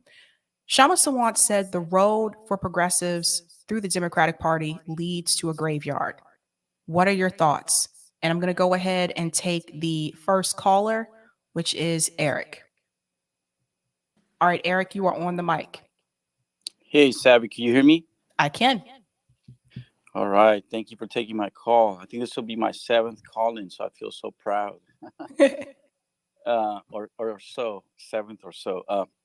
Yeah, I don't think I find it surprising. I don't think most of your listeners will find it surprising that that they turned their backs on Jayapal, turned her back on Nina. They have no real, sort of like honor, I guess you could say. If they had any honor, they wouldn't have backed out of what they what they ran on, which is Medicare for all, living wages, the kids on the border, the $2,000 checks, promising that they were going to do all these things, that there was going to be a better chance of us doing better once Trump was out of the office. And I don't like mentioning his name because he's not in the office. He is not someone that we need to talk about, but they do. And they have. And Nina completely did herself a disservice by not leaning into the left. And instead, she leaned away from us and she went the other way towards the more neoliberal sort of way of doing things Nina Turner did. And that's why she lost, not because of anything else, because had she stayed and ran closer to the left and went after the Democrats, went after Biden, went after all the Democrats, basically called them out, she would have stood out. She would have been up in the mountain, up high, and people would have felt that she was real. Whether she was real or not, we would have felt that way, right? But she didn't do that. So she lost, a golden opportunity. And now the way she's getting paid back is how the system pays back people like her. Instead of going for her, they're going to support someone more to the right of her. And so that's what happens. And I wanted to also talk about Bernie had a live stream yesterday, I think it was, talking about college debt forgiveness. He was not calling out Joe. He was just talking in general terms from what I could hear. But it's more of the same. He had no steam behind him yesterday, Savvy. Very few people were watching that stream. And to me, it was interesting because here's a guy who only a few years ago had thousands of people behind him. And he would have had tens of thousands probably watching him. But people are fed up and they're up on his game. I hate to call it that way because, I really love Bernie. I canvassed for Bernie. I made phone calls for Bernie. I donated for Bernie. These are things I never did my whole life as a grown-up. I never gave any money to a single politician in my whole life. Never canvassed, never made a single call.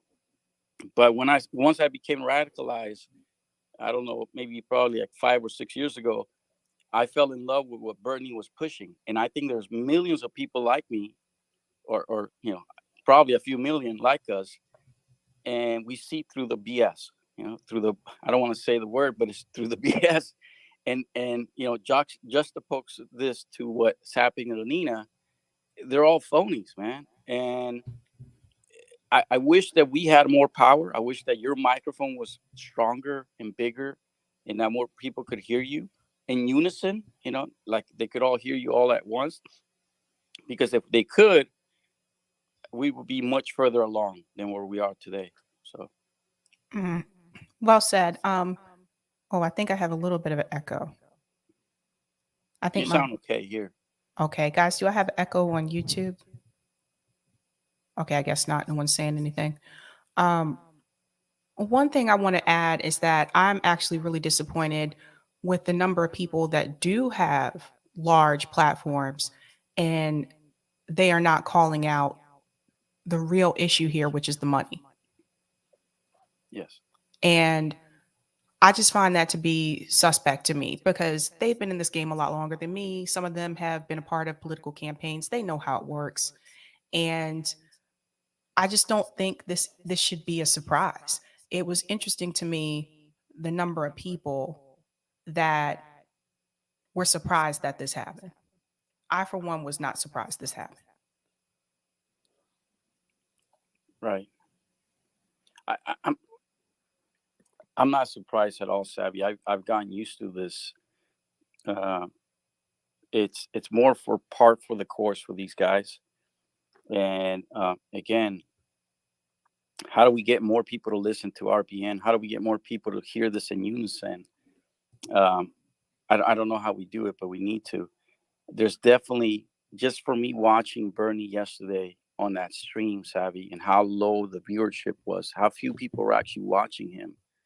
To me, it just proves that there's a disconnect with what's happening and what these guys on the Democratic side are doing. There's definitely going to be a lot of people voting against them, and there's going to be very few people showing up on their behalf. Come this year when the midterm elections come up. So, and then one more thing I wanted to bring up to you, something that I thought about the other day was, if you noticed, the third party that was the MPP, right? You haven't heard anything from these guys other than what happened with this guy Nick Brana, whatever Nick, and there's been like almost like the last few weeks we have heard nothing from them, right? And so I started to think about that, like, wow, we don't hear nothing from these guys, from the third parties. And you had that guy Teddy, who was pretty nice when you had him a few days ago. But here's MPP. We don't hear nothing from them until something happens, but nothing meaningful. So I just wanted to share that with you, and I don't know if you had any thoughts about that. Just the fact that wow, MPP, we're not hearing nothing from these guys right now at all. Nothing good. Yeah. I mean, I don't know if that is necessarily the way to go either. I just do know there are a number of um, third party candidates and independent candidates that are running, and I don't feel that they're not given a large platform. Like I've brought Yes. them like on my show or whatever, but they're not given Yep. like the larger platforms. And I think that's done on purpose. And so I mean it is what it is. But I really I hope that this wakes up a lot of people. Let me see if I turn down something here. See if that helps a little bit with the echo. Okay. Guys, is my volume okay?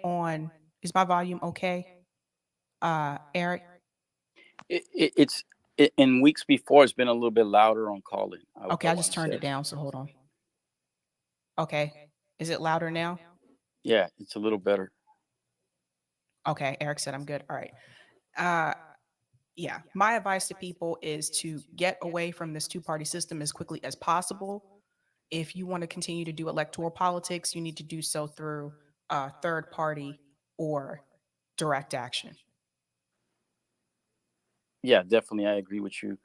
I mean, the best example is the ALU, Chris Small's group, that they did this without no help, and maybe they have a roadmap to success. And as he said, it's not going to be successful every time, but certainly they've proven now that it can be done without no help from any movie stars, no politicians, just regular people. Yeah. Yeah, and I actually think I hope that you get a chance to bring him on. I know he's been in a lot of shows, but I hope that you have the chance to bring him on in the rest of the RBN crew, because I think it would be really motivational for us that listen to you and the RBN guys and other shows too, to have him on your show and others that we really love and trust. That's the other big thing I think for us that listen to you. is that we not only love you, but we also trust what you're doing because we see it. We can see you with what you're talking about, and there's no fuss, it's all truthful. And so to us, at least for me, that's what's so meaningful to come and watch you every day. I could spend my time doing something else, but even my wife, she's like, "Oh, you're talking to her, or you're listening to Sabby." But to me, it's very meaningful what we're doing, and I'm hoping that really some action comes out of all this. That the time that we're investing into this ecosystem becomes more of a reality for the rest of America. So, thank you. Awesome. Awesome. Okay, Eric, I'm going to go ahead and take the next caller, but thanks so much. I love you guys too. Okay, bye-bye. All right, Eric T, you told me to boost your mic volume on call in and mute StreamYard. Okay. I just muted myself on StreamYard. Can you hear me?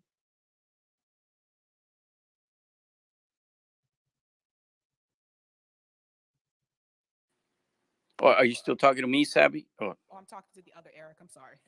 okay, bye-bye. Eric, can you hear me on? Can you hear me?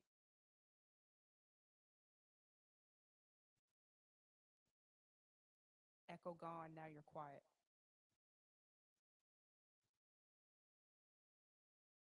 Test, test, test, test, test. Can you hear me, Eric?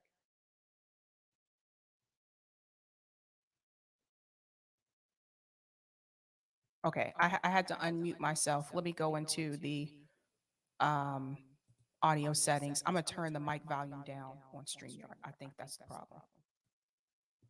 Okay, turn it all the way down. Okay. Can you hear me, Eric?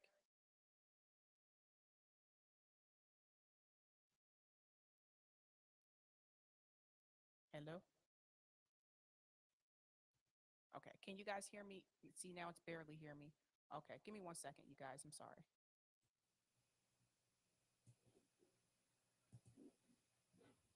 Okay, I'm just looking at.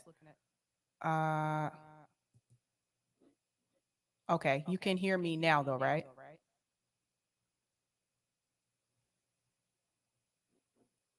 Okay. Good now. Eric, they're saying they're hearing an echo, and I'm wondering if it's because I'm using the headphones.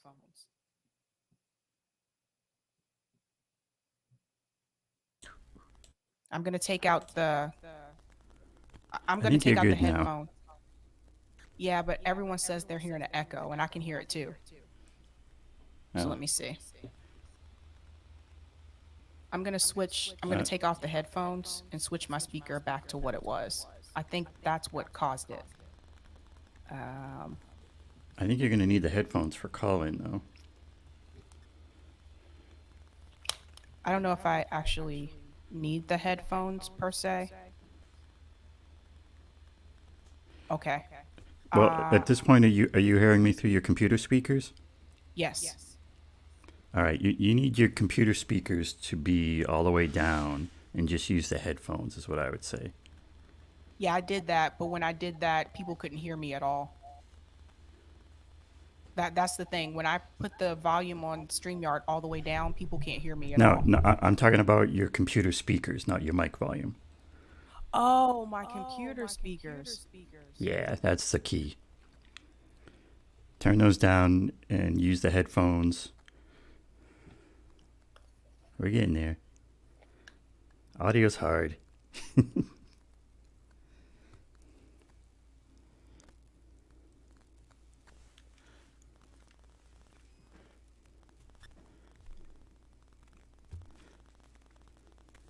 Can you guys hear me? Can you guys give us hear a me on text. call in? Can you give me a thumbs up? Okay, they can hear me. But we're Okay, still people getting are an telling me now it's too echo. low on call in, Eric. Okay. I think you mean mute her speakers. My speakers are muted. So if you take the they headphones can't hear off, me you on can't hear me call-in. at all? It's too low. No, I'm saying if you take your headphones off Let's now. see. Can you guys hear me on call in now? Can you give me a thumbs up if you can hear me on call in? Okay, they're saying they Yeah, can I hear can me. hear you So on Colin. I'm going to go ahead and they're saying they hear echo. Yeah, there's definitely still This that is echo very on. strange. Well, we'll try this. If you take I off can the hear you on headphones, can you? Colin. The sound is faint. I was able to hear Eric at normal level. Okay, something is a little bit off. Give Well, me a second. first, can you hear me now? Sabby? Yeah, so Can you try this? If you take off the headphones, can you still hear me through your speakers? Test 1, 2, 3, 4, 5. Are you still hearing me now? No, I guess she's not. okay, go ahead, Eric. Test 1, 2, 3, 4, 5. Yeah, I can hear you. All right, that's a problem. You need to turn down those speakers. You shouldn't be able to hear me now. I know it sounds weird, no, but you should actually not be hearing me now. Well, no, I switched it to speakers because I took out the headphones. Right, but the speakers are going to give you echo through the mic. Oh, okay, so turn down the speakers. Okay. So mute the speakers? Yeah. Well, yeah, get it going through your headphones so you can still hear me, and then mute the speakers on your computer. So the only sound, so what's needed is for the only sound to be coming through the headphones. But I can still hear you through the computer. Oh, I need to change it, sorry. All right. Speakers, headphones. Okay. All right, say Okay. something. Testing 1, 2, 3. Okay, I can't hear you this time, Eric. Okay, now they're saying the volume is really low on YouTube. Yeah, that's what I was saying. I have to have the speaker on somewhat so them to hear me on YouTube. Can you guys hear me on YouTube? Yeah, I got you on YouTube. We might. All right, I'm gonna go ahead and take the next caller. Yeah, let's I'm go gonna with it. test this out on YouTube. I don't hear a echo now. So give me just a second, guys. You are echoing on YouTube on the StreamYard. Okay, see that's the problem. Yeah, this was fine before I put on the headphones. That's the thing. If am I coming through your computer speakers right now? No, you're coming through my headphones. But are you sure it's not both? All right, say something. All right, testing 1, 2, 3. Testing 10, 9, 8, 7, 6, 5, 4, 3, 2, 1. Launch. So now I can't hear you through my headphones at all. Through your headphones or your computer speakers? Because the volume is muted, so I can't. That's the thing. If I mute the volume, I can't hear you. On the headphones or the computer speakers? Both. Right. It's a little tricky because you need to mute the computer speakers but still have the headphones working. So I would say let's just go with it, and I'll try to tweak your StreamYard volume and Okay. All right. go from there. Okay. So I'm gonna go ahead and I don't know if I'm on what I'm on now. Hold on one second, you guys. I'm still hearing you on Colin. Okay, you still hear me on Colin? Can you guys hear me on YouTube? Yeah, we got you on Yes. YouTube. Okay. I can't unplug the computer speaker. There is no speaker is plugged into the computer. This is just a laptop. All right, I'm gonna go ahead and take the next caller. Didier, you're next.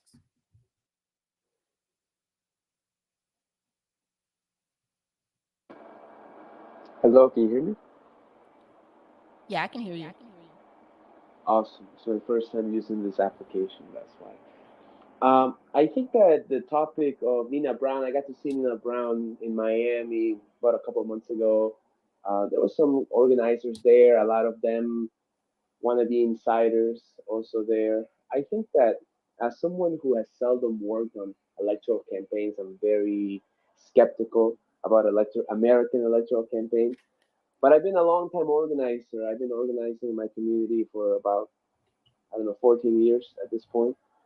And on the questions of immigration, Black Lives Matter, unionizing, I've helped organize a couple of unions.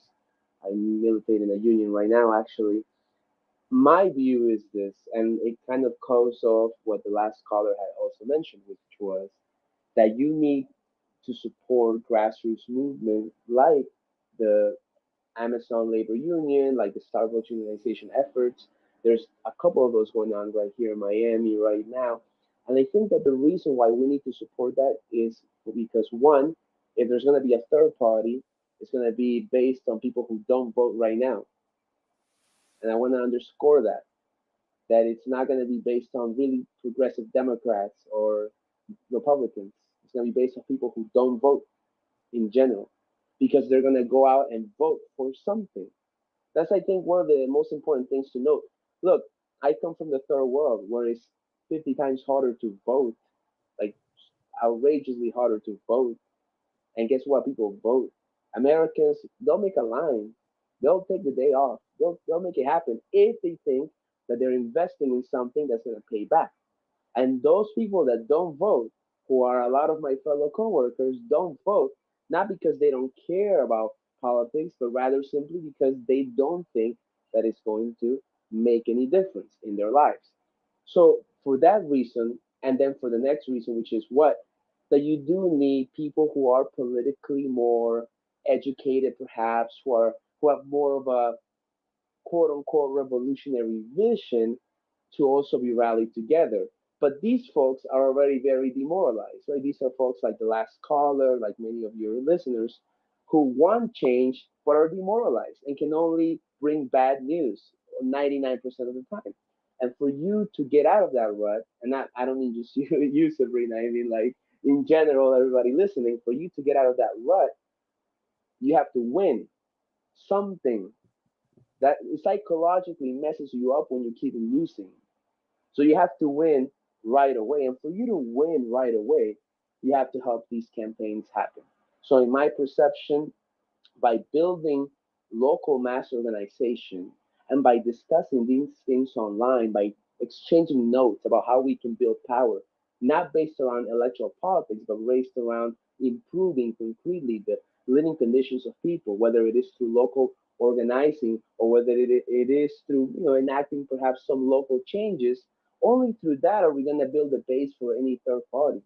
The fact of the matter is that no, you should not give your money to Nina Brown. You should give it to the organizers at Starbucks and at other unions and at other people's organizations.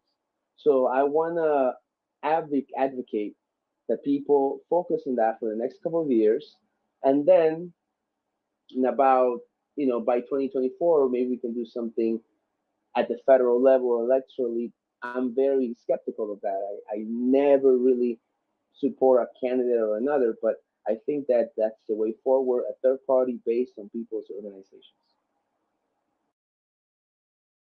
Yeah, I think that I think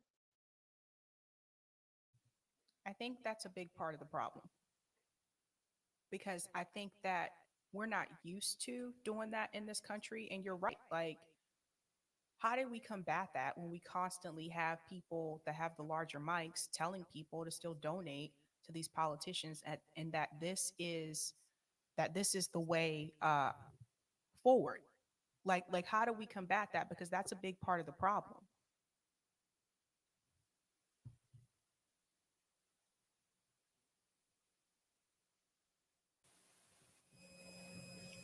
How is it now, Eric? Oh, sorry. I turned the thing down by accident.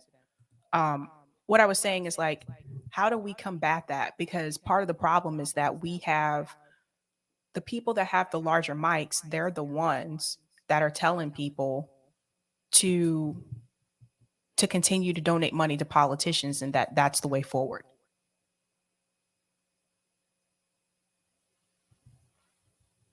Oh, Didier, can you unmute? I wasn't sure if you were finished or not. Oh yes, I muted because I was finished with my statement. I'm sorry if it wasn't heard. Basically, my points were you should organize locally at the grassroots level, give your money to unions and not politicians, because that's the only way that you're going to build a third party that's based on people that don't vote, because these are the people that are going to vote for change. They're not going to vote for your bullshit Bernie Sanders. People could tell he was bullshit, even in the working class that don't vote. Sorry, if you fell in love with him, you're not that mass of people that we need to recruit. Obviously, everybody here counts. Everybody here has a role to play. But the mass of people that are going to bring change are people that don't vote, are people that are out there struggling, living paycheck to paycheck severely. And that's a humbling fact because as a teacher myself, I get to see a little bit of both worlds. I get to see like a lower working class world, while at the same time I might have college educated colleagues who talk about politics and they're great that perhaps we talk about that in these shows. So again, I want to just underscore that we have to win and we can win this year, not by voting. So again, I want to underscore that we have to win and we can win this year, not by voting. So again, I want to underscore that we have to win and we can win this year, not by voting. Because they made a lifestyle of shutting. The people that have the larger mics, they're the ones that are telling people to thank you. I was just testing it out on that's the way forward. I was just testing it out on YouTube, and your cell is echoing into your mic. Oh, that's why.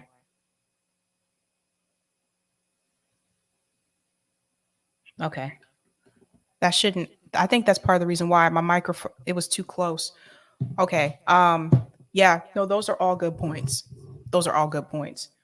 I'm going to go ahead and take the next caller. Anthony.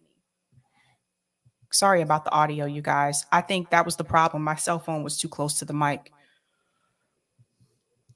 Hey, how's it going? Hi, Anthony. Jeez, oh Pete's freaking progressive caucus. That is crazy. They are they are crazy. They're not even trying to hide it. And I mean, it's one, the Democrats. I was on one of Brianna Joy Gray's things the other night calling, and I said, she's still kind of flirting with the idea of supporting progressive Democrats. And I was like, well, not. I just said this, the squad, they have no integrity, no judgment, no cohesive plan, they don't even have the right ideas on half the issues. So, like, how could you have any faith in any Democrat at this point? It's beyond me. And it's one thing that they're not really right in the right places on the right issues, or the corporate Dems aren't where the progressives would like them to be. But another thing is the amount of corruption issues, the corruption you have to overlook to be a member of these parties. It's insane. Like Joe Biden, Ukraine, Hunter Biden, or Trump in his hotels. Like, or Dick Cheney and Halliburton for the Republicans. You have to look up, overlook so much corruption to be a member of these parties. Yeah. No, I agree. I think that, I think my biggest disappointment is the fact that people aren't addressing the money issue. Like, why are we still trying to, props to Brianna Joy Gray for pushing back on Rokana, but I'm a little bit confused because I'm seeing people push back on these progressives more so now than before, but then they're still telling you to vote for Democrats. So which is it? Like, I don't feel like you can both sides this. And I feel like they really need to address the money issue, which they're not. And like Rokana is a perfect example. He takes money from Silicon Valley. I just showed you guys the financials of Pramila Jayapal with Medicare for All and how she's taking money from George Soros and from Amazon through another PAC through Medicare for All. So my thing is, this doesn't make any sense to me. You can't get up there and tell people, yeah, these progressive, the squad, they're not fighting for us. Oh, by the way, donate to these progressives. Why? Why are you asking people to give their money anymore? It's time to move on to something else. And I do understand that a big part of it is because, oh, real quick, Anthony, can you hear me on the call-in app? Yeah, it's you're a little low, but yeah, I can hear you. Okay, let me turn up the call-in one. Okay, how can you hear me better now? No difference. Okay. How about now?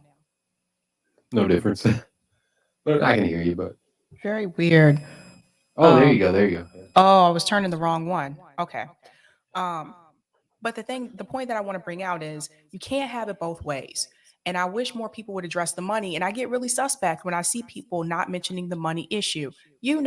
Some of these progressive politicians, they're taking money from other organizations. And by the way, these other organizations are supporting establishment Democrats instead of supporting the progressive Democrats. So they need to ask the question, why is Sunrise Movement, why is Justice Democrats taking corrupt billionaire money? That's not progressive. That's not progressive. And I'm sorry, but I'm not going to continue to tell people to donate money to these progressive politicians. I'm not going to. And I think it's bullshit. And I think at this point, I don't want people to do like I did. I donated a lot of money to Bernie Sanders, a lot of money to AOC. And I don't want them to do what I did and look back on it and wish I could have taken that money and donated that money to mutual aid. So all this money just going down the drain, and for what? And I try to tell people over and over again, when it comes to the federal level with electoral politics, they are not going to do anything or pass anything that does not support corporate interest.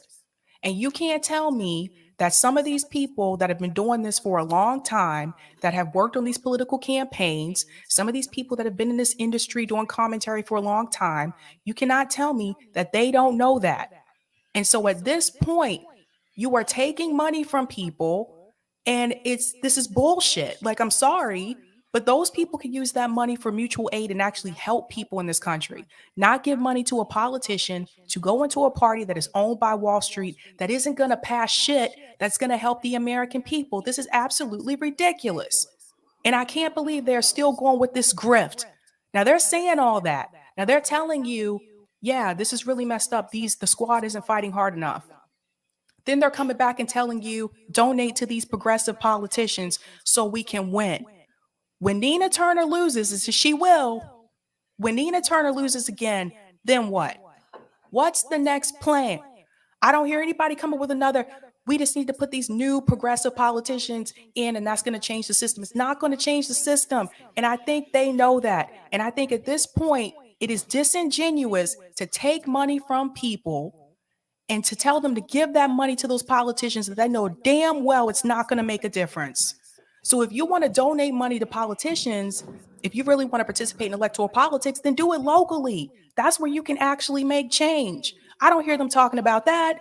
New York State right now is trying to pass the New York State Health Act. Now you got a lot of these commentators that have big mics, and why aren't they talking about that? Because it's something that's being done on the local level. They're still trying to get Medicare for all nationally, and I think everyone should have it. But if your state has a chance at passing a healthcare act, why the hell are you ignoring it? Sorry, I'm venting, Anthony. No, yeah, she should endorse that. And a matter of fact, I called into Tom Hartman's show and gave him a hard time. I said, "Hey, you love these progressives and you have them on your show all the time. But how come you haven't reprimand or you're not holding them accountable? Because Jayapal hasn't endorsed Medicare for all or interstate or whatever, whole Washington." And I thought it was funny when you showed us the Build the Movement pack. I finally understand what she meant when she said fighting for Medicare for all would kill the movement. And it's quite the paradox. It's like Schrodinger's movement for Medicare for all. Is it there? Is it not? And it's funny, but electoralism is the least of our troubles. I mean, it's a dead end. We're not going to get anywhere voting anyone in probably the next 20, 30, 40 years federally, if we're being honest, in our adult lifetimes. So the best we can do is set up a good situation for next generations behind us to do that. And in the meantime, just kind of harass and cajole these politicians, call into their little town halls and show up at their rallies and just kind of harass them, really. That's all I can say. Not like the militiamen and that kind of crazy stuff. Just like ask them a question that they can't answer, like Franco did, and Cory Bush had to turn up the music, that kind of thing. Yeah, no, good point. All right, Anthony, thanks so much for calling in. I'm gonna go to the next caller.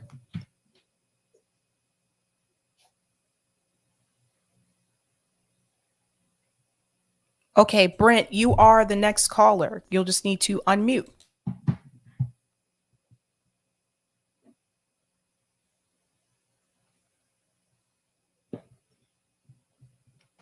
You might have to hit it a couple times. There you go.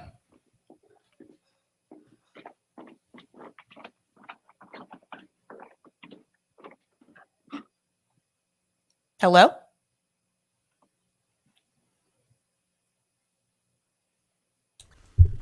Yeah, I think your volume on Colin is way low.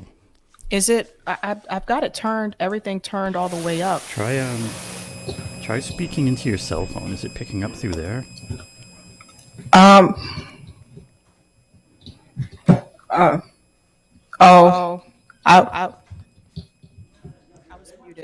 was muted.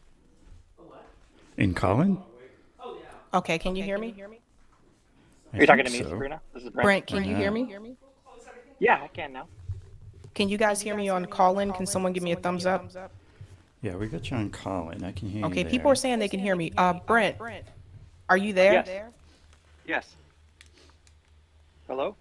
Brent, I can't hear you. Do you have on headphones by chance? Yes.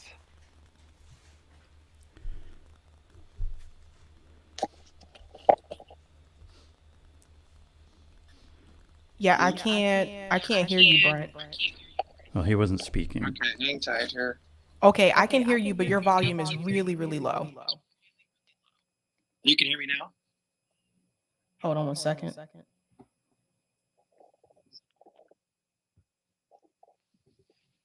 Try it again. Okay. Yeah, it's like you're quiet to me on here, and I'm not sure why.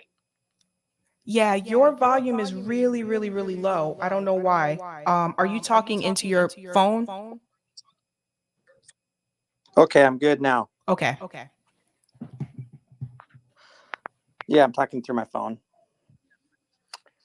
I guess, I didn't want to take a ton of time with the call. I mean, because everybody's, kind of said a lot of things I agree with. And I've been listening, to your commentary in and around this subject quite a bit. And for me, I guess, I'm not a conspiracy theorist by any means, but I always wonder what the play is because, I mean, for all intents and purposes, the Justice Democrats was quote unquote the electoral move, which has kind of yielded nothing but, I guess some positive, that, optics or whatever. But in the end, what's the play? And I always wonder, like, who really supported that? Is it just another kind of sheep herding move to distract and delay progress? And it always kind of feels like that to me. And, I guess when we start talking about like the duopoly issue, dissolving the parties isn't really likely. Getting a third party, it requires so much money that the people that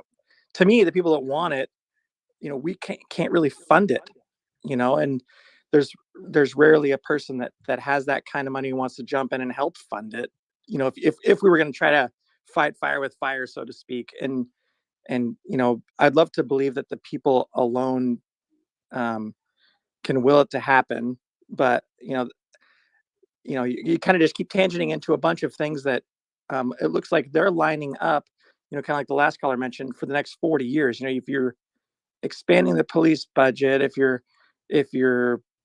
everything contrarian is violence against the currently elected, or if the populist, any sort of populist effort is considered insurgent and anti-American, it's just a bunch of things that feels like it's a greater strategy, more well thought out,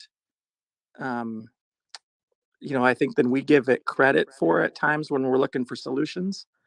I guess, I'm kind of rambling a little bit, but I just have kind of, I can't think of a better way to do this than we need a lot of people doing the same thing. Whether it's, obviously, you guys talk about the revolution a lot, but, you know, on all fronts, because I think the battle against the populace is on all fronts.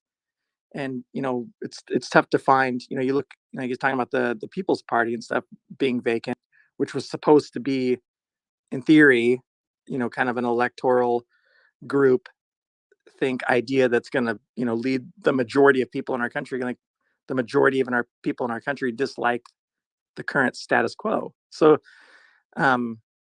it's a tough time, I think, for us to stay hopeful, but it's also a tough time for us to garner the resources to put up a fight.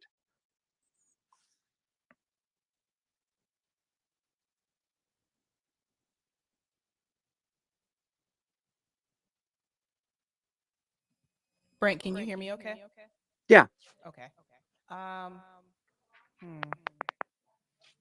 I mean, I really think that we have to do something different. Like, honestly, I think there's people that's going to be beating this dead horse for like 10 years down the road. Let's just keep putting progressives through the Democratic Party. We just need more and more people, more and more people. And they're not addressing the overall issue, which is the money. The money is the problem. I mean, we're trying to put them into a party that doesn't want them there. They don't want them there. It's like going to someone's birthday party that you were not invited to, but you're going anyway. You're trying to crash and they ask you to leave. It's just, I don't understand why they're still doing this. It's like we're doing the same things. Like, again, I feel like we are at a point now. We had a pandemic in this country. We have people who have lost their jobs. We have people who have had businesses closed because of the pandemic. And I just feel like that I really feel like there's no middle of the road of this anymore. I feel like you gotta pick a side here. And so I just don't understand how people can tell people, well, yes, you need to, you know, we need to be open to voting third party. We need to do direct action and mutual aid, but at the same time, put these progressives to the Democratic Party. It's just not going to work. And no one has come to me with a plan to get the money out. So until you break the connection, the bond between the Democratic Party, the Republican Party, that bond that's attached to Wall Street, I don't see how this inside game is going to work. It's not working out so far. And I'm really disappointed with someone like Cori Bush. She was one person that I definitely expected to go in there and really push back. But no, they wouldn't even vote. They wouldn't even force the vote for Medicare for all during a pandemic. That's how bad this is now. That's how bad this has become. What more needs to happen for them to do their damn job? I'm with you. The healthcare thing with the pandemic, to me, was like, more than anything else, to me, the biggest nail in the coffin for my just almost political interest in general. Like, that's tough, watching people go down with something that obviously is a controversial topic, where it came from, how it happened, the rumors about the pandemic almost being deployed, and then you get no health care on the other side of it, even if it was just an accident. It is pretty depressing. Yeah. No. I hear you, Brent. Thanks so much for calling in. I'm gonna go to the Yep. next caller.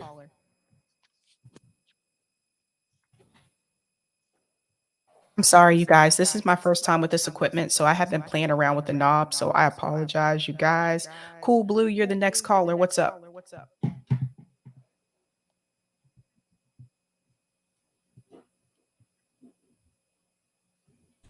Cool Blue, you just got to unmute.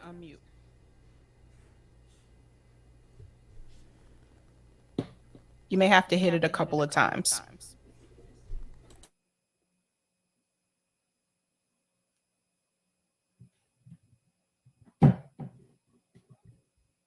Cool Blue, are you there? I can try to Okay, he dropped off. Next caller is Kiana.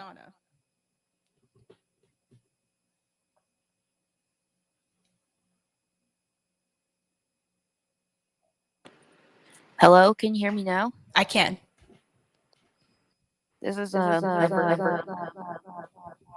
There's an echo.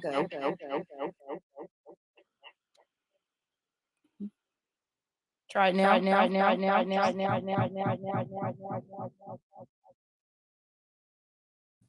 Can you try it now?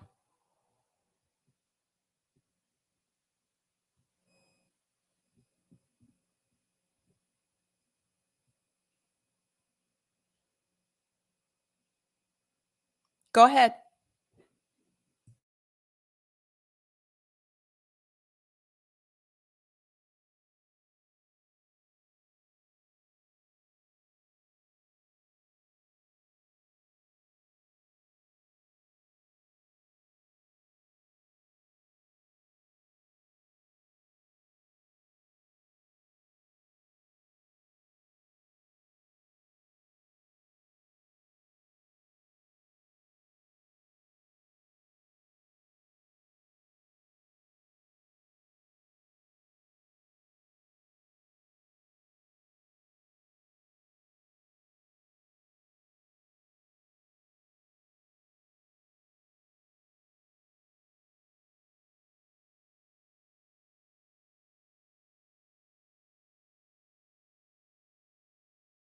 It's local level at best, which the progressive Democrats in my county in Maryland is what they're doing or gonna do, and as well as I guess focus on. Dang it, I'm all over the place. I'm sorry.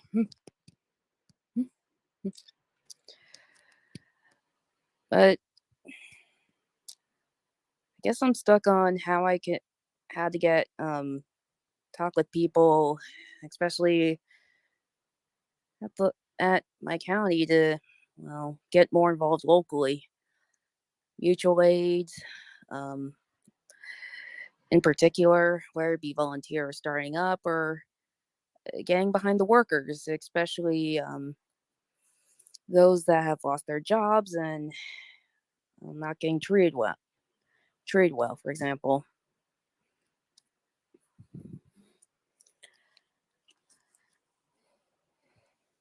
But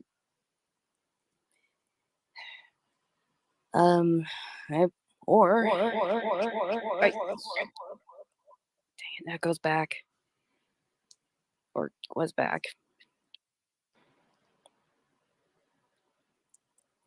Everything okay?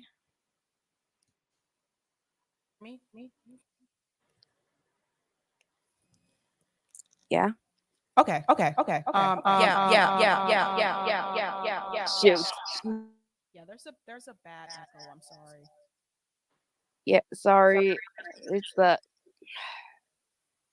goes back or was still. Okay.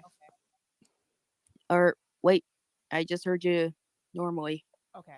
Yeah, I have new equipment, so I'll have to get this figured out. But I'm just gonna take the next two callers, and then I'm gonna actually head off. I'll have to do like a follow up to this call in with better audio.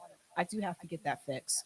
But I do think it's I have new equipment, and so I think something here, one of these knobs may not be set right. So that's something I'm gonna have to figure out. But I hear you. I hear what you're saying. Like, I really think people need to focus on local.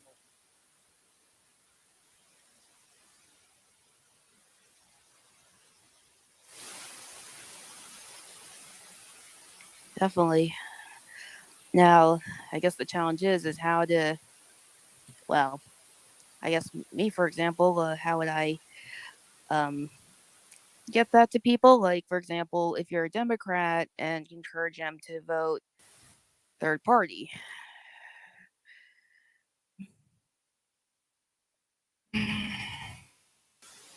I recommend that's what people do.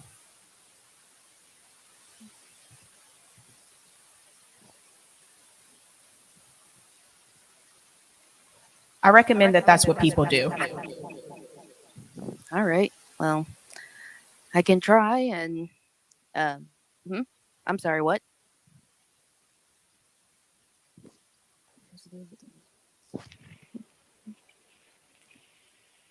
I'm sorry, guys.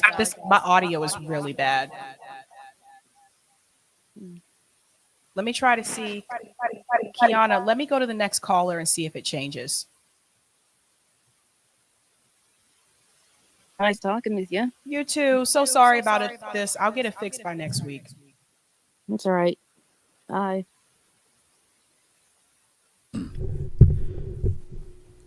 Sabby, Yeah. can you make sure that if you take off the headphones, do you have anything doing audio in the room? From your computer, your cell phone? My cell phone is on silent. Let me double check.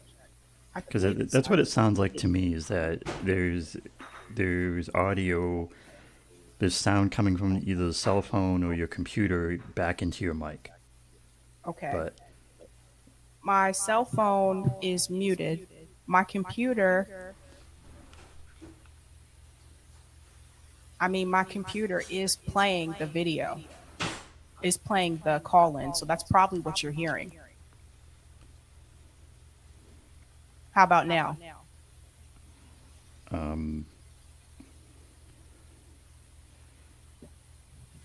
Well, yeah. It's hard to know.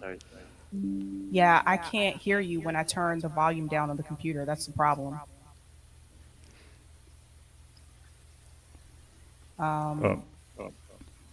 Yeah, I think I'm going to have to end this early. I'm so sorry, you guys. Like, the audio is really messed up.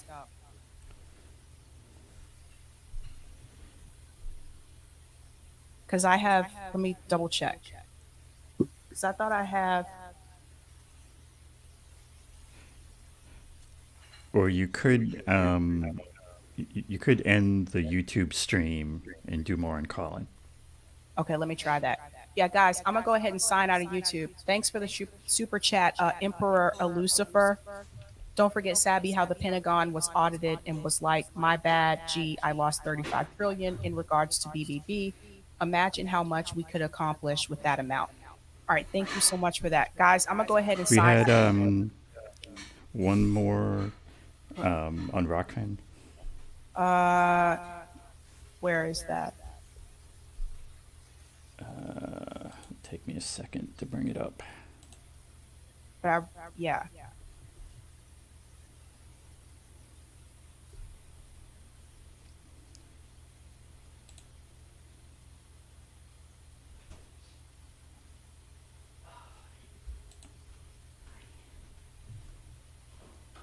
It's like I want to read it, but I don't because it's just going to give more echo.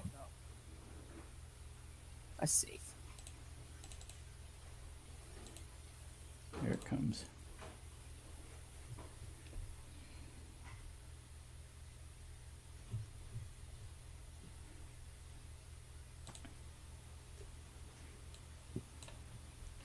Let me just adjust it a little. Okay. Thanks, Roger Meadows. It's a fun tech night tonight.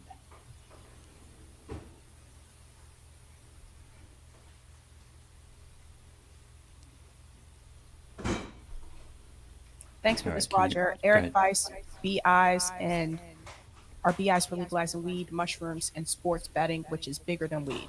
Also, for those who are no longer going to donate to politicians, instead put your grassroots financing towards supporting good BIs and defending bad BIs. You don't live in a BI state, then support them in other states. I find third party and non-party candidates, affiliate candidates, who won't take questions suspect. Okay, thank you so much for that. Guys, I'm going to go ahead and sign off on YouTube and continue on call-in. I think that's a big part of the problem. All right, let me get out of here. All right, guys, have a good night on YouTube. Keep up the fight. I'm going to mute call-in really quick.